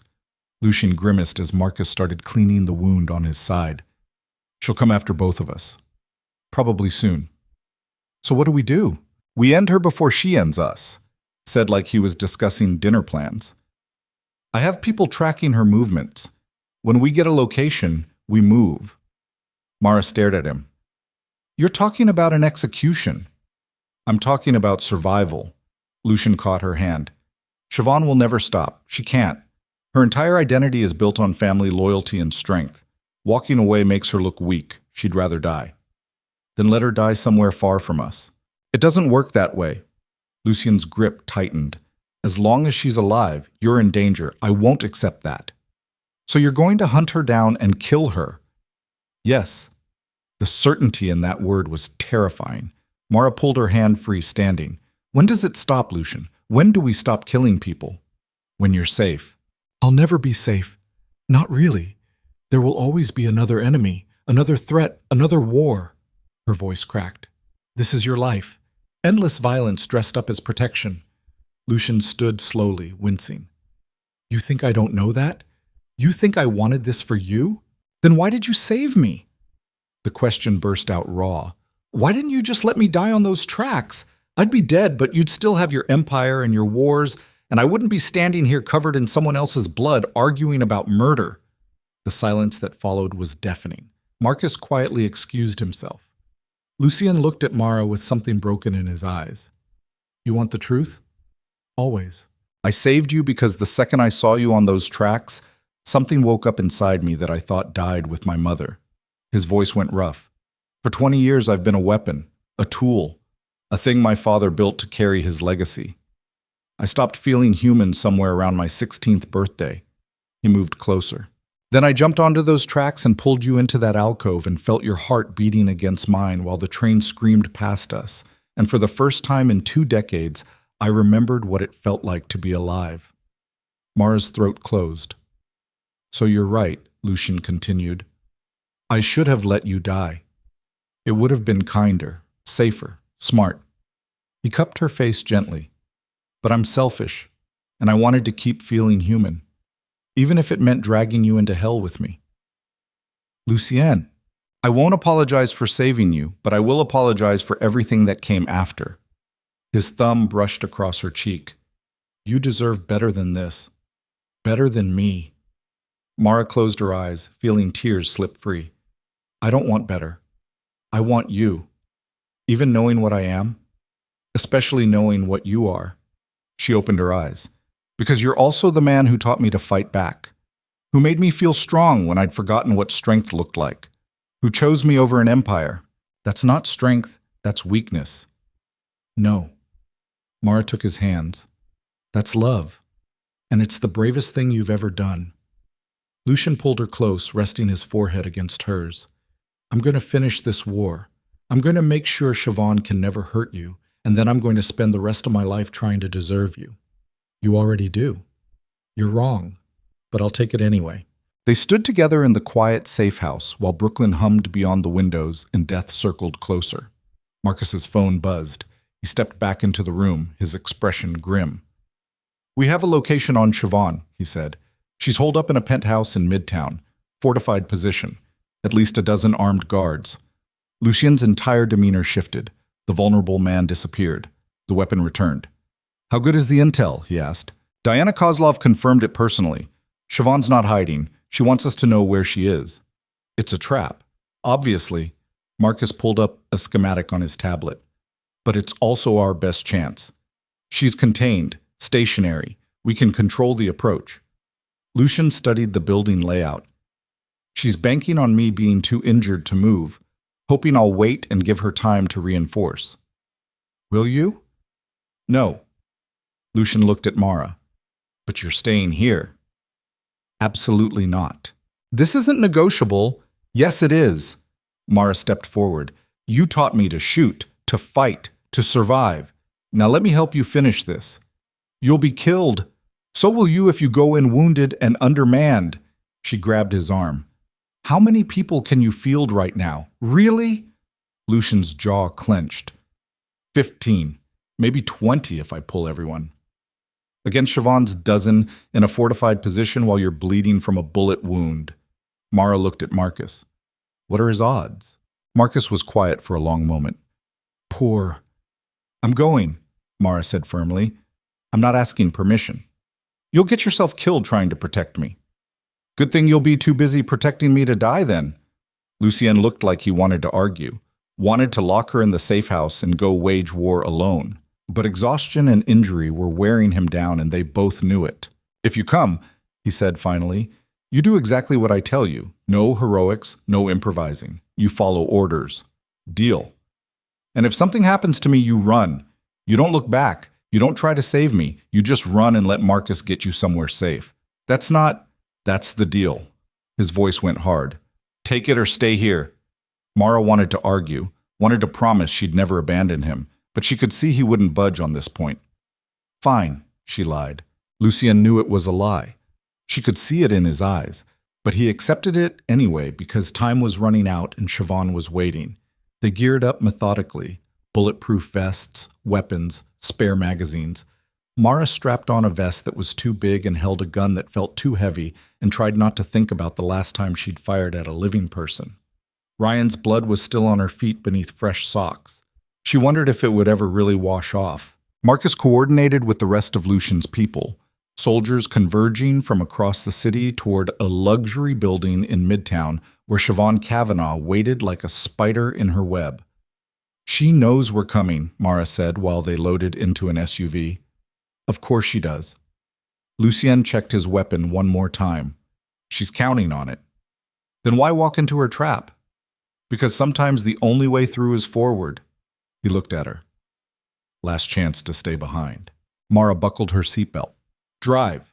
The SUV pulled into traffic, joining two others carrying the rest of Lucien's team. They looked like a corporate convoy heading to a late meeting. Nothing to suggest they were about to assault a fortified penthouse. Manhattan rolled past the windows. Familiar streets transformed into a battlefield Mara was still learning to navigate. "Tell me the plan," she said. Lucien pulled up the schematic on a tablet. "The building has 3 approaches: service entrance, main lobby, parking garage. Siobhan will have all 3 covered." "So how do we get in?" "We don't." He zoomed in on the roof. "The building next door is under construction. We cross from there." "That's insane." "That's why she won't expect it." Lucien looked at Marcus. "You'll lead the main assault through the lobby. Draw her people away from the penthouse level. Mara and I cross over and come in from above." "Sir, you're in no condition." "I'm in exactly the condition I need to be." Lucien's tone left no room for argument. "We move in 20 minutes. The construction site loomed ahead. 60 floors of exposed steel and concrete. The kind of place where one wrong step meant falling to a very public death. Mara's hand started shaking. Lucien took one, squeezing gently. "I won't let you fall." "You can't promise that." "Watch me." The SUVs parked 2 blocks away. They walked the final distance on foot, splitting into teams. Marcus and his people headed toward the main building. Lucien and Mara entered the construction site through a gap in the chain-link fence. Inside smelled like concrete dust and welding fumes. The elevator shafts were empty pits dropping into darkness. The only way up was stairs, 60 flights of them. Lucien started climbing. His breathing was labored by the 10th floor, painful by the 20th. By 30, he was leaving blood on the handrail. "Stop," Mara said. "You need to rest." "No time." "You're bleeding through your bandages." "I know." He kept climbing. "Just keep moving." They reached the 60th floor with Lucien barely able to stand. The gap between buildings was maybe 15 feet across. A construction bridge spanned it, 2 steel I-beams with plywood laid across them. No railings, nothing to catch them if they fell. Wind howled through the gap, strong enough to make the plywood flex. "We're really doing this," Mara said. "Last chance to back out." She looked at the drop, at the plywood, at Lucien bleeding and exhausted and still moving forward. "Let's go." Lucien went first, moving with agonizing slowness. Each step was measured, deliberate. Mara followed, trying not to look down at the 60-story drop that would turn her into street art. Halfway across, the plywood shifted.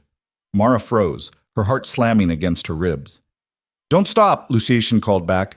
"Keep your weight moving forward." She forced her legs to move. One step. Another.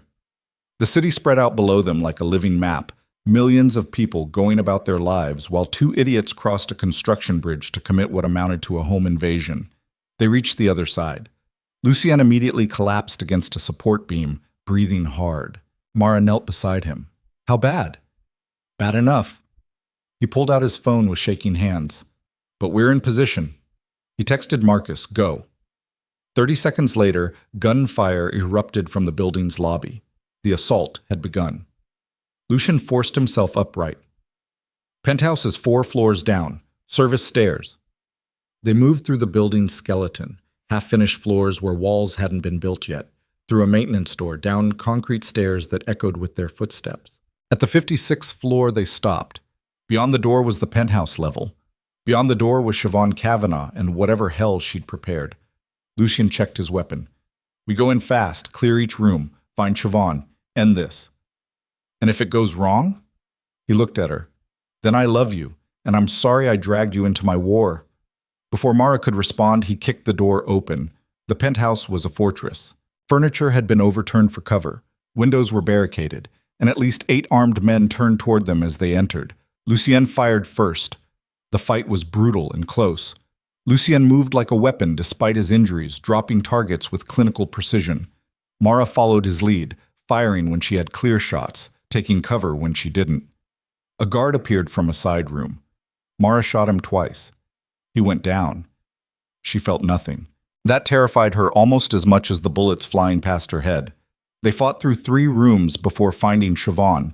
She stood in what used to be a luxury living room, flanked by 2 bodyguards, perfectly composed despite the chaos, a gun in one hand and a smile on her face. "Lucien Moretti," she said. "You look terrible." "Siobhan Kavanaugh." Lucien's weapon never wavered. "You look like someone about to die." "Do I?" Her smile widened. "Because from where I'm standing, you're bleeding out and outnumbered. I count 3 of you, 2 of us. That's not outnumbered. You're not counting the 6 men about to come through that door behind you." Lucien didn't turn around. "Marcus already dealt with your reinforcements. It's just us now." Siobhan's composure cracked slightly. "Then I suppose we do this the old-fashioned way." She raised her weapon. Everything happened at once. Siobhan fired at Lucien. Lucien dove left, returning fire. Both bodyguards opened up. Mara shot the one on the right, catching him in the shoulder. The second one turned toward her. Lucien put 2 rounds in his chest. Then it was just Siobhan, backing toward the windows with her gun still raised. "You killed my father," she said. "He was reaching for a weapon. He was trying to negotiate peace." Her voice cracked. "You murdered him in cold blood. I did what was necessary to protect what's mine." Lucien advanced slowly. "Lower your weapon, Siobhan. This doesn't have to end with you dead." "Yes, it does." She laughed, broken, bitter. "Because if I surrender, I'm weak. If I run, I'm a coward. The only way I leave this room with any dignity is in a body bag." That's pride talking. That's reality. Siobhan's finger tightened on the trigger. "You should understand. You built your empire on the same principle." Lucien stopped moving. "I did. And it cost me everything that mattered. Until her." Siobhan's eyes flicked to Mara. "The nurse who made you human again." "Yes. Then you understand why I can't let this go." Siobhan's expression hardened. "She's your weakness, and I'm going to—" She swung her weapon toward Mara. Lucien fired. The bullet caught Siobhan in the chest, spinning her backward into the window. For a moment she just stood there, surprise replacing rage on her face. Then she fell. Not out the window, just down, collapsing onto expensive carpet while blood spread beneath her. Lucien crossed to her, kicking the weapon away. Siobhan looked up at him with eyes already going distant. "Tell me something," she whispered. "Was it worth it? Burning everything for her?" Lucien looked back at Mara. "Every second." Siobhan smiled. "Then you're even more doomed than I thought." Her eyes went empty. Silence filled the penthouse. Mara stood frozen, her weapon still raised, while her mind tried to process what had just happened.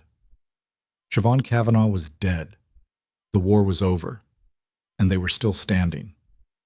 Lucien swayed, catching himself against a wall. Mara was beside him instantly. "You're bleeding again." "I know." He leaned on her heavily. "We need to move. Police will be here soon." They staggered toward the service exit where Marcus waited with the rest of the team. Bodies littered the penthouse. Kavanaugh soldiers who'd chosen loyalty over survival. The cost of war written in blood and brass casings. Outside, sirens wailed. Marcus got them to an SUV and they disappeared into Manhattan traffic, while the first police cars arrived at the luxury building in Midtown where a small war had just concluded. In the back seat, Lucien finally let himself collapse. Mara held pressure on his wound while the driver raced toward a private clinic that asked no questions. "Stay with me," she said. Lucien's hand found hers. "Not planning on leaving." "Good. Because I just watched you kill someone to protect me, and if you die now, I'm going to be very angry." He smiled weakly. "Can't have that." "No, you can't." Mara's voice cracked. "I love you, Lucien Moretti. So you don't get to die. That's an order." "Yes, ma'am." His eyes started to close. Mara shook him. "No, stay awake. Talk to me." "About what?" "Anything. Everything. Tell me about after." "After?" "After tonight. After the war. What happens next?" Lucian's breathing was shallow, but his eyes focused on her face. Next, we disappear for a while. Let things settle.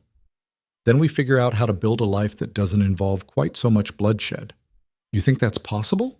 I think with you, anything is possible. The SUV screeched to a stop outside an unmarked building in Queens. Doctors appeared immediately, the kind who'd clearly treated gunshot wounds before and knew better than to ask questions. They took Lucien inside. Mara tried to follow, but someone caught her arm. Marcus. Let them work. I need to be with him. You need to let them save his life. His grip was firm but gentle. Come on. We'll wait together. The waiting room was sterile and impersonal. Mara sat in a plastic chair while doctors worked on Lucien in the next room. Time became meaningless. Minutes or hours, she couldn't tell. Marcus brought coffee she didn't drink. Diana Kozlov arrived at some point, speaking in low tones with Marcus about cleanup and police reports and covering their tracks. Angela Reeves called to confirm that the last of the Kavanaugh organization was surrendering to federal custody. The war was over. They'd won. So why did Mara feel like she'd lost something fundamental? A doctor emerged. Young, exhausted, covered in blood that had to be Lucian's. He's stable, she said. The bullet missed major organs, but he lost a lot of blood. He'll need weeks to recover. Can I see him? 5 minutes. Then he needs rest. Mara didn't remember crossing the room. Suddenly she was just there, standing beside a bed where Lucien lay hooked to monitors and IV lines. His eyes opened when she took his hand. Hey, he whispered. Hey yourself? Mara brushed hair off his forehead. You scared me. Sorry. Don't apologize. Just don't do it again. Lucian's fingers tightened around hers. It's over. Siobhan's dead. The Kavanaughs are finished. You're safe. We're safe, Mara corrected. We're safe, he agreed. She leaned down, kissing him gently. When you're healed, we're talking about what comes next. Already know what comes next. What? Lucian's eyes were serious despite the pain medication. I'm going to marry you, build you a life where you never have to be afraid again, and spend every day proving I deserve the chance you gave me. Mara's throat closed. That's a lot of promises. I'm good at keeping promises, even the impossible ones, especially those. The doctor appeared in the doorway. Time's up. He needs to rest. Mara squeezed Lucian's hand one more time. I'll be right outside. I know. She left him to sleep and healing, stepping back into the waiting room where Marcus and Diana waited with updates about the aftermath. The Kavanaugh organization was imploding. Ethan had accepted a plea deal that would see him serve 8 years in federal prison. Angela Reeves was being hailed as the prosecutor who'd finally broken Irish organized crime in New York. And somewhere in the chaos, 2 people who'd met on subway tracks had survived a war that should have killed them both. Mara sat in the plastic chair and finally let herself cry. Not from fear or pain or trauma, from relief. Because for the first time since Ethan had pushed her onto those tracks, she could breathe without looking over her shoulder, could imagine a future that extended past the next threat, could believe that maybe, just maybe, she and Lucien had earned the chance to be happy. Outside, dawn was breaking over New York. A new day. A new beginning. And despite everything, the violence, the blood, the impossible choices, Mara Vale smiled because she was alive. Lucien was alive, and they had survived, together. Lucien spent 3 weeks recovering in a private facility that looked like a spa, but functioned like a military hospital. Mara visited every day, watching him transform from the bleeding man she'd held in the SUV back into something resembling human. The doctor said he was lucky. The bullet had missed his liver by centimeters. Another inch, and he would have bled out before reaching the clinic. Lucky. Mara wasn't sure she believed in luck anymore, not after everything they'd survived.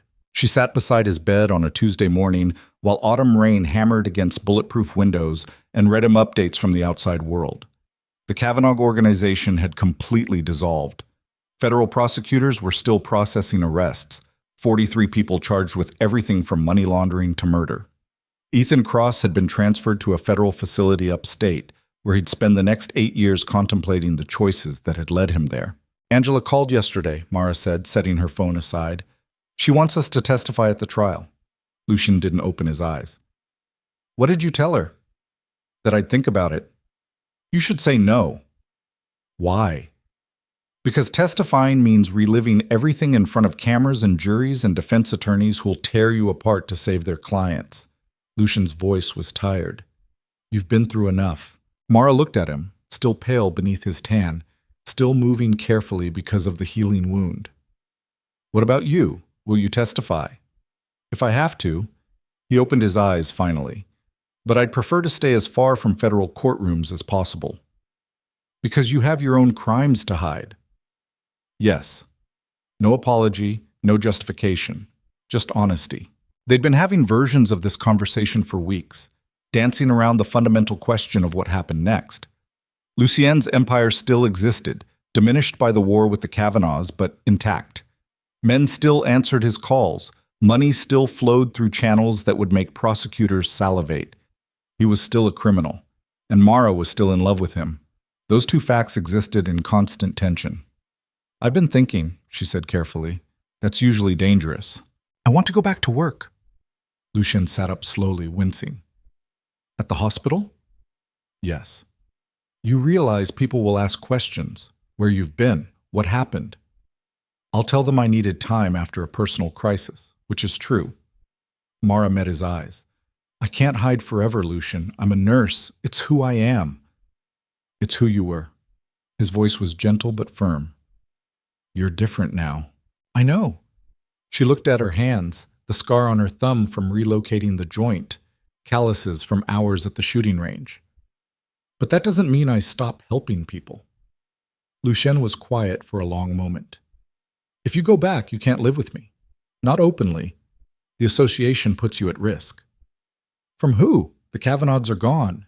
There are always more enemies. He reached for her hand.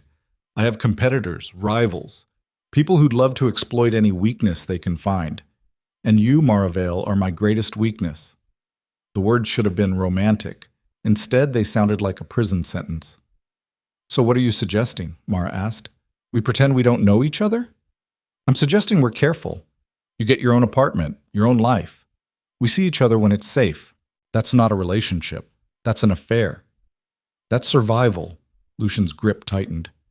I won't watch you die because someone wanted to hurt me. You can't protect me from everything. I can try. Mara pulled her hand free, standing. This is exactly what I was afraid of. What? That saving me would become your entire identity. That you'd spend the rest of your life trying to keep me locked away safe while you fight wars alone. She moved to the window, watching rain streak down glass. I didn't survive Ethan just to become another kind of prisoner. That's not what I'm doing. Isn't it? She turned back to face him. You're already planning how to hide me, how to keep me separate from your life, how to maintain distance for my protection. Because it's necessary. No. Mara's voice was firm. It's fear. You're afraid that loving me openly makes you vulnerable. And maybe it does. But I didn't fight through hell to be with you in secret. Lucien looked at her with something broken in his expression. Then what do you want? I want you to choose. Really choose. Mara crossed back to the bed. Either you're all in, we build a life together despite the danger, or you let me go. But this halfway thing where we pretend we can have both safety and love, that doesn't work. You're asking me to risk your life. I'm asking you to trust that I'm strong enough to handle it. She took his face in her hands. You taught me to fight, Lucien, to shoot, to survive. Now trust that those lessons took. His eyes searched her face. If something happens to you, then we deal with it together. Mara kissed him softly. But I'm not living in fear anymore. Not of Ethan, not of the Kavanaughs, not even of your enemies. You should be afraid. Probably. She smiled. But I'm choosing you anyway. Lucien pulled her into his arms despite the pain it cost him. You're either the bravest or stupidest person I've ever met. Can I be both? Apparently. They held each other while rain continued falling and the world outside kept turning. Somewhere in Manhattan, life was continuing without them. People going to work. Trains running underground. The city that had tried to kill Mara rebuilding itself after yet another war. I need to tell you something, Lucien said against her hair. What? I'm getting out. Mara pulled back to look at him. Out of what? The business. All of it. He said it with absolute certainty. I've been thinking about this since the warehouse, since I almost died and realized the only thing that mattered was getting back to you. Lucien, you can't just walk away from an empire. Watch me. His expression was determined. I have people who can take over operations, loyal people who've been waiting for a chance to lead. I'll maintain some oversight, enough to ensure stability. But the day-to-day violence? The wars? I'm done. Mara's heart hammered. What will you do? Whatever you need me to do. He cupped her face. You want to go back to nursing? I'll support that. You want to leave New York entirely? We'll leave. You want to build something new? We'll build it together. You'd give up everything for me. I already did. Lucien's smile was sad. The second I jumped onto those subway tracks, I chose you over everything. This is just making it official. Tears burned Mara's eyes. What if you regret it? I won't. You don't know that. Yes, I do. He kissed her forehead. Because for the first time in my life, I'm choosing something I actually want instead of something I inherited. That's not regret. That's freedom. Not. Leaving the criminal underworld turned out to be almost as violent as staying in it. Lucien spent the next month in constant meetings with lieutenants and associates, dividing his empire into manageable pieces. Some people accepted the transition gracefully. Others required persuasion that occasionally involved Marcus and several heavily armed men. But slowly, methodically, Lucien Moretti extracted himself from the machinery he'd been born into. He kept enough connections to remain protected, enough resources to stay dangerous if necessary. But the daily operations, the smuggling, the enforcement, the wars, passed to others. Mara watched the transformation from the apartment she'd rented in the East Village. Small, modest, nothing like Lucien's penthouse. But it was hers, paid for with her own money, a space where she could rebuild herself on her own terms. She'd returned to St. Catherine's Hospital on a part-time schedule. The staff had welcomed her back with questions she deflected and sympathy she didn't quite deserve. Dr. Patel had pulled her aside on the first day. You look different, she'd said. I feel different. Good different or bad different? Mara had considered the question honestly. Both. Work helped. The familiar rhythm of trauma care grounded her in ways nothing else could. She was good at her job. Saving lives came naturally even when taking them had become just as easy. That contradiction lived in her constantly now. The nurse who healed, the woman who'd shot a man without hesitation, both versions existing in the same body. Lucien visited her apartment most nights. They cooked together, talked about mundane things, pretended they were normal people building a normal relationship. Sometimes it almost felt real.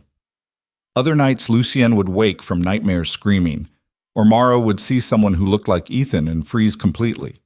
The war had marked them both in ways that would never fully heal, but they were trying. 3 months after Siobhan Kavanaugh died, Angela Reeves called with news. Ethan's asking for a meeting, she said. With you, specifically. Mara's blood went cold. Why? He claims he wants to apologize, make amends as part of his rehabilitation program. Angela's skepticism was evident. You don't have to agree. I can shut this down immediately. Mara looked at Lucien across her tiny kitchen. He was reading something on his tablet, his expression neutral, but she could see the tension in his shoulders. What do you think? She asked him. Lucien set the tablet down. I think Ethan Cross is a manipulative sociopath who doesn't deserve another second of your time. That's not what I asked, he sighed. I think you need closure, real closure, not the kind that comes from watching someone get dragged away in handcuffs. Mara turned back to the phone. Set it up. Are you sure? No, but do it anyway. The federal facility was 2 hours north of the city. Mara made the drive alone despite Lucien's protests. This was something she needed to do without him standing guard. Security processed her through multiple checkpoints before leading her to a visiting room that smelled like industrial cleaner and desperation. Ethan was already seated at a metal table, wearing orange scrubs and looking smaller than she remembered. Prison had changed him, or revealed who he'd always been beneath the polish. He looked up when she entered, his expression carefully neutral. Thank you for coming. Mara sat across from him, maintaining distance. I almost didn't. I wouldn't have blamed you. Ethan's hands were folded on the table. No restraints. Apparently, he'd earned minimum security privileges. How are you? That's really your opening? I don't know what else to say. He looked down.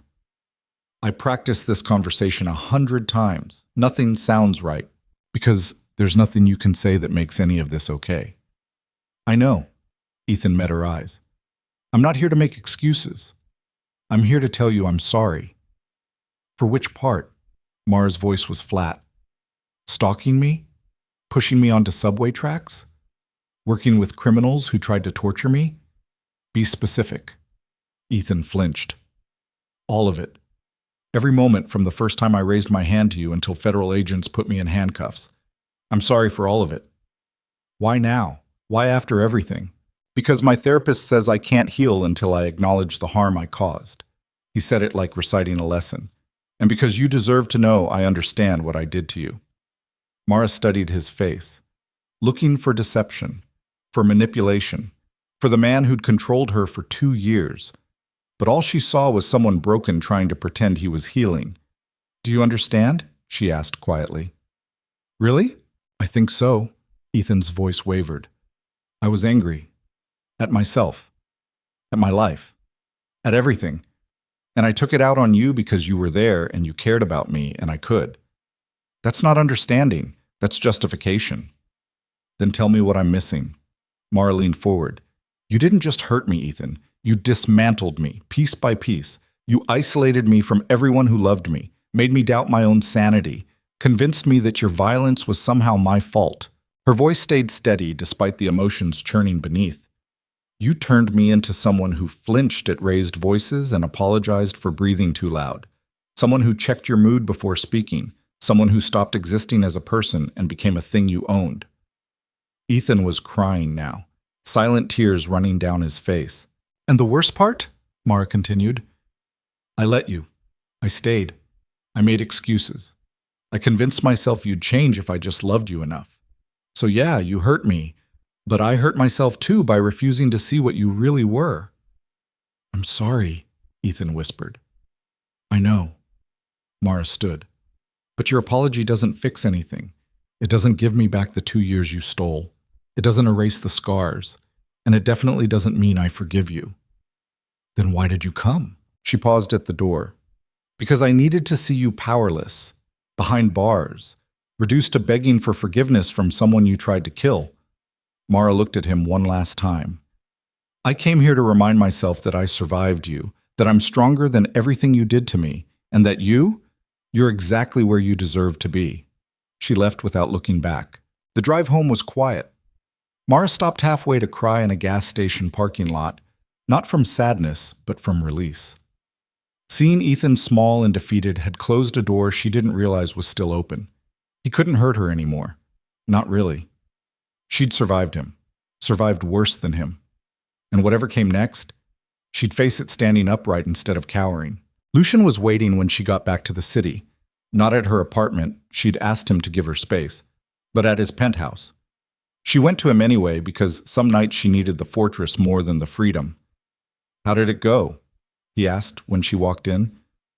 He apologized. Did it help? Yes and no. Mara collapsed onto his couch. Seeing him broken was satisfying, but it doesn't change what happened. Lucien sat beside her. Nothing will. The past is fixed. We only get to choose what we do with the future. When did you get philosophical? I've always been philosophical. You just weren't listening. He pulled her close. What do you want to do with the future, Mara Vale? She thought about it. Really thought about it. I want to keep working. Keep helping people. She looked up at him. But I also want to build something new. Something that helps people like me who are trying to escape dangerous situations. Like a shelter? More than that. A network. Safe houses. Legal support. Job training. Everything someone needs to actually get free. Her voice grew stronger as the idea took shape. I've been saving money. And I know you have resources you're not using anymore. Lucien was quiet for a moment. You want to turn my criminal empire into a charity? I want to turn your resources into something that actually helps instead of hurts. That's ambitious. Is that a no? That's a yes. He kissed her temple. Let's build something worth surviving for. The Mara Vale Foundation launched 6 months later in a renovated brownstone in Brooklyn. The official mission was supporting domestic violence survivors. The unofficial mission was providing everything the system failed to deliver: real protection, real resources, real chances at new lives. Lucien provided the funding through carefully laundered, legitimate businesses. Mara provided the vision and operational expertise. Together, they built something that actually worked. The first year, they helped 37 people escape dangerous situations. The second year, that number tripled. By year 3, they had satellite offices in 5 cities and a waiting list of people desperate for help. Mara split her time between the foundation and the hospital, finding balance between saving individual lives and building systems that prevented the damage in the first place. It was exhausting, fulfilling, everything she'd needed without knowing it. Lucien transformed too. The man who'd ruled through violence became someone who solved problems with phone calls and checkbooks. He still had dangerous edges that never fully disappeared, but he channeled them into protecting the people Mara's foundation served instead of building criminal empires.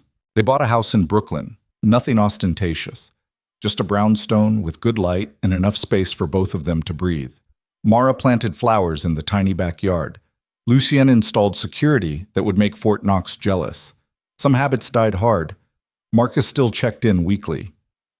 Diana Kozlov still handled their financial arrangements with cheerful amorality. Angela Reeves occasionally called with updates about prosecutions and convictions. The old world never fully released them, but they built a new one anyway. 2 years after Siobhan Kavanaugh died, Lucien proposed. They were walking through Central Park on a Sunday morning when he stopped at the bridge over the lake and pulled out a ring. Simple platinum band with a single diamond. Nothing flashy. Everything perfect. "I know I'm not what you planned for," he said. "I know I come with complications and dangers and a past that would terrify most people." "Is there a question coming?" Mara asked, smiling. "Marry me anyway." Lucien took her hand. "Build a life with me that's bigger than survival. Choose me knowing exactly who I am and what I've done." Mara looked at the ring, at the man holding it, at the life they'd built from the wreckage of violence. "You forgot something," she said. "What?" "You're also brave and loyal, and you jumped onto subway tracks to save a stranger without hesitation. You declared war on an entire criminal organization to protect me. You gave up everything you knew to build something better." She took the ring from him. "So, yes, you come with complications, but so do I. We're both broken people who found each other in the dark. And that's exactly why this works." Mara slipped the ring onto her own finger. "Gita, yes, sits," she said. "I'll marry you. I'll choose you. Every single day." Lucien kissed her while joggers passed and tourists took photos, and the city that had tried to kill them both continued spinning indifferently. They got married 3 months later in a small ceremony at City Hall with Marcus and Diana as witnesses. No big reception, no expensive venue. Just 2 people making promises they intended to keep. Angela Reeves sent flowers with a card that read, "Congratulations on the most improbable love story I've ever witnessed." Dr. Patel sent champagne. Even Ryan's family, the undercover agent who died trying to help Mara escape, sent a note saying they were glad something good had come from the tragedy. The world kept turning. The foundation kept growing. And Mara and Lucien built a life that looked nothing like either of them had imagined but fit perfectly anyway. 5 years after Ethan pushed her onto those subway tracks, Mara stood in the foundation's main office reviewing case files. A young woman had just arrived, 23, terrified, running from a boyfriend who'd escalated from psychological abuse to physical violence. Mara recognized the look in her eyes, the shame, the fear, the desperate hope that someone would actually help this time. "You're safe here," Mara told her. "I promise." The woman nodded, not quite believing. Mara understood that too. Trust took time to rebuild. Safety had to be proven, not promised. "I'm going to connect you with our legal team," Mara continued. "They'll help you file the necessary paperwork, and we have an apartment ready where you can stay while we develop a long-term plan." "Just like that?" The woman's voice was small. "You just help?" "Just like that." Why? Mara thought about subway tracks and exploding warehouses, and a man who jumped into darkness to save her. Because someone helped me once, and I'm paying it forward. After the woman was settled with the intake team, Mara stepped outside for air. Brooklyn stretched around her, brownstones and coffee shops, and normal people living normal lives. She'd become one of them somehow. The trauma nurse who'd survived hell and built something from the ashes. Her phone buzzed. Lucien, dinner at home? I'm cooking. Mara, what are we having? Lucien, your favorite. And before you ask, yes, I remembered the wine. She smiled, typing back. Mara, see you at 7. The subway ride home was routine now. She no longer flinched at platform edges or checked obsessively for Ethan in crowds. The fear had faded into something manageable, present but not paralyzing. At the 42nd Street station, the same platform where everything had changed, Mara paused. A young couple stood arguing near the tracks. The man's body language was aggressive. The woman looked trapped. Mara almost kept walking. This wasn't her problem. She'd done her time fighting other people's battles. But then the woman's eyes met hers, desperate, pleading, and Mara remembered what it felt like to be that desperate. She crossed the platform casually, positioning herself between the couple and the tracks. "Excuse me," she said to the woman, "don't you work at St. Catherine's? I'm sure I've seen you in the ER." The woman caught on immediately. "Oh, yes, I think so. I'm heading there now for a shift. Want to share a cab?" The man started to protest, but Mara fixed him with a look she'd learned from Lucien. Calm, absolute, promising violence if necessary. He backed down. Mara guided the woman toward the exit, chatting about fake hospital shifts until they were safely on the street. Then she handed over a business card for the foundation. "If you need help," Mara said quietly, "call that number. They'll get you safe." The woman's eyes filled with tears. "Thank you." "Don't thank me. Just get safe." Mara watched her disappear into the crowd, then continued home. Lucien was in the kitchen when she arrived, cooking pasta with the focused intensity he brought to everything. The house smelled like garlic and wine and home. "You're late," he said without looking up. "Stopped to save someone." "Of course you did." He glanced over, smiling. "Was it successful?" "I think so." Mara wrapped her arms around him from behind. "She took the card at least." "That's all you can do. Give them the tools. They have to choose to use them." "When did you get wise?" "I've always been wise. You just married me for my looks." Mara laughed, kissing his neck. "Absolutely. The criminal empire and murder skills had nothing to do with it." "I knew it." They ate dinner on the back patio while summer faded into autumn and the city hummed beyond their small yard. Marcus called halfway through to report that one of their safe houses had successfully relocated a family being hunted by a violent ex-husband. Diana emailed financial reports showing the foundation was exceeding its fundraising goals. The work continued. The world kept needing saving, and Mara and Lucien kept answering. Later, lying in bed with Lucien's arms around her and moonlight streaming through windows, Mara thought about trajectories. 5 years ago, she'd been running for her life through a subway station. 4 years ago, she'd been chained in a freezer waiting to be mutilated. 3 years ago, she'd watched a woman die and wondered if she was becoming a monster. Now she was married to a reformed crime boss, running a foundation that actually helped people, and building a life that felt earned rather than given. "What are you thinking about?" Lucien murmured against her hair. "How far we've come." "Regretting it?" "Not even a little." She turned to face him. "You?" Lucien traced her features in the darkness. "I spent 20 years being my father's weapon. Then I spent 3 weeks bleeding in a hospital bed, realizing I'd wasted all that time on violence that meant nothing." He kissed her softly. "Then I came home to you. And for the first time in my life, I understood what I was supposed to be fighting for all along. Which is? This, us, the chance to build something that actually matters." Mara's throat tightened. "I love you." "I know. You married me despite excellent reasons not to." Lucien smiled in the darkness. "Best decision you ever made. Second best." "What's first?" "Getting back up after Ethan pushed me down." "Fair point." He pulled her closer. "Though I'm biased toward the decision that led to me." They fell asleep tangled together while the city breathed beyond their walls, and tomorrow waited with all its complications and possibilities. Somewhere in federal prison, Ethan Cross was probably sleeping too, dreaming whatever dreams sociopaths dreamed. Somewhere in the afterlife, if such things existed, Siobhan and Connor Kavanaugh and all the others killed in their war were learning whether violence earned redemption or damnation. But Mara didn't think about them anymore.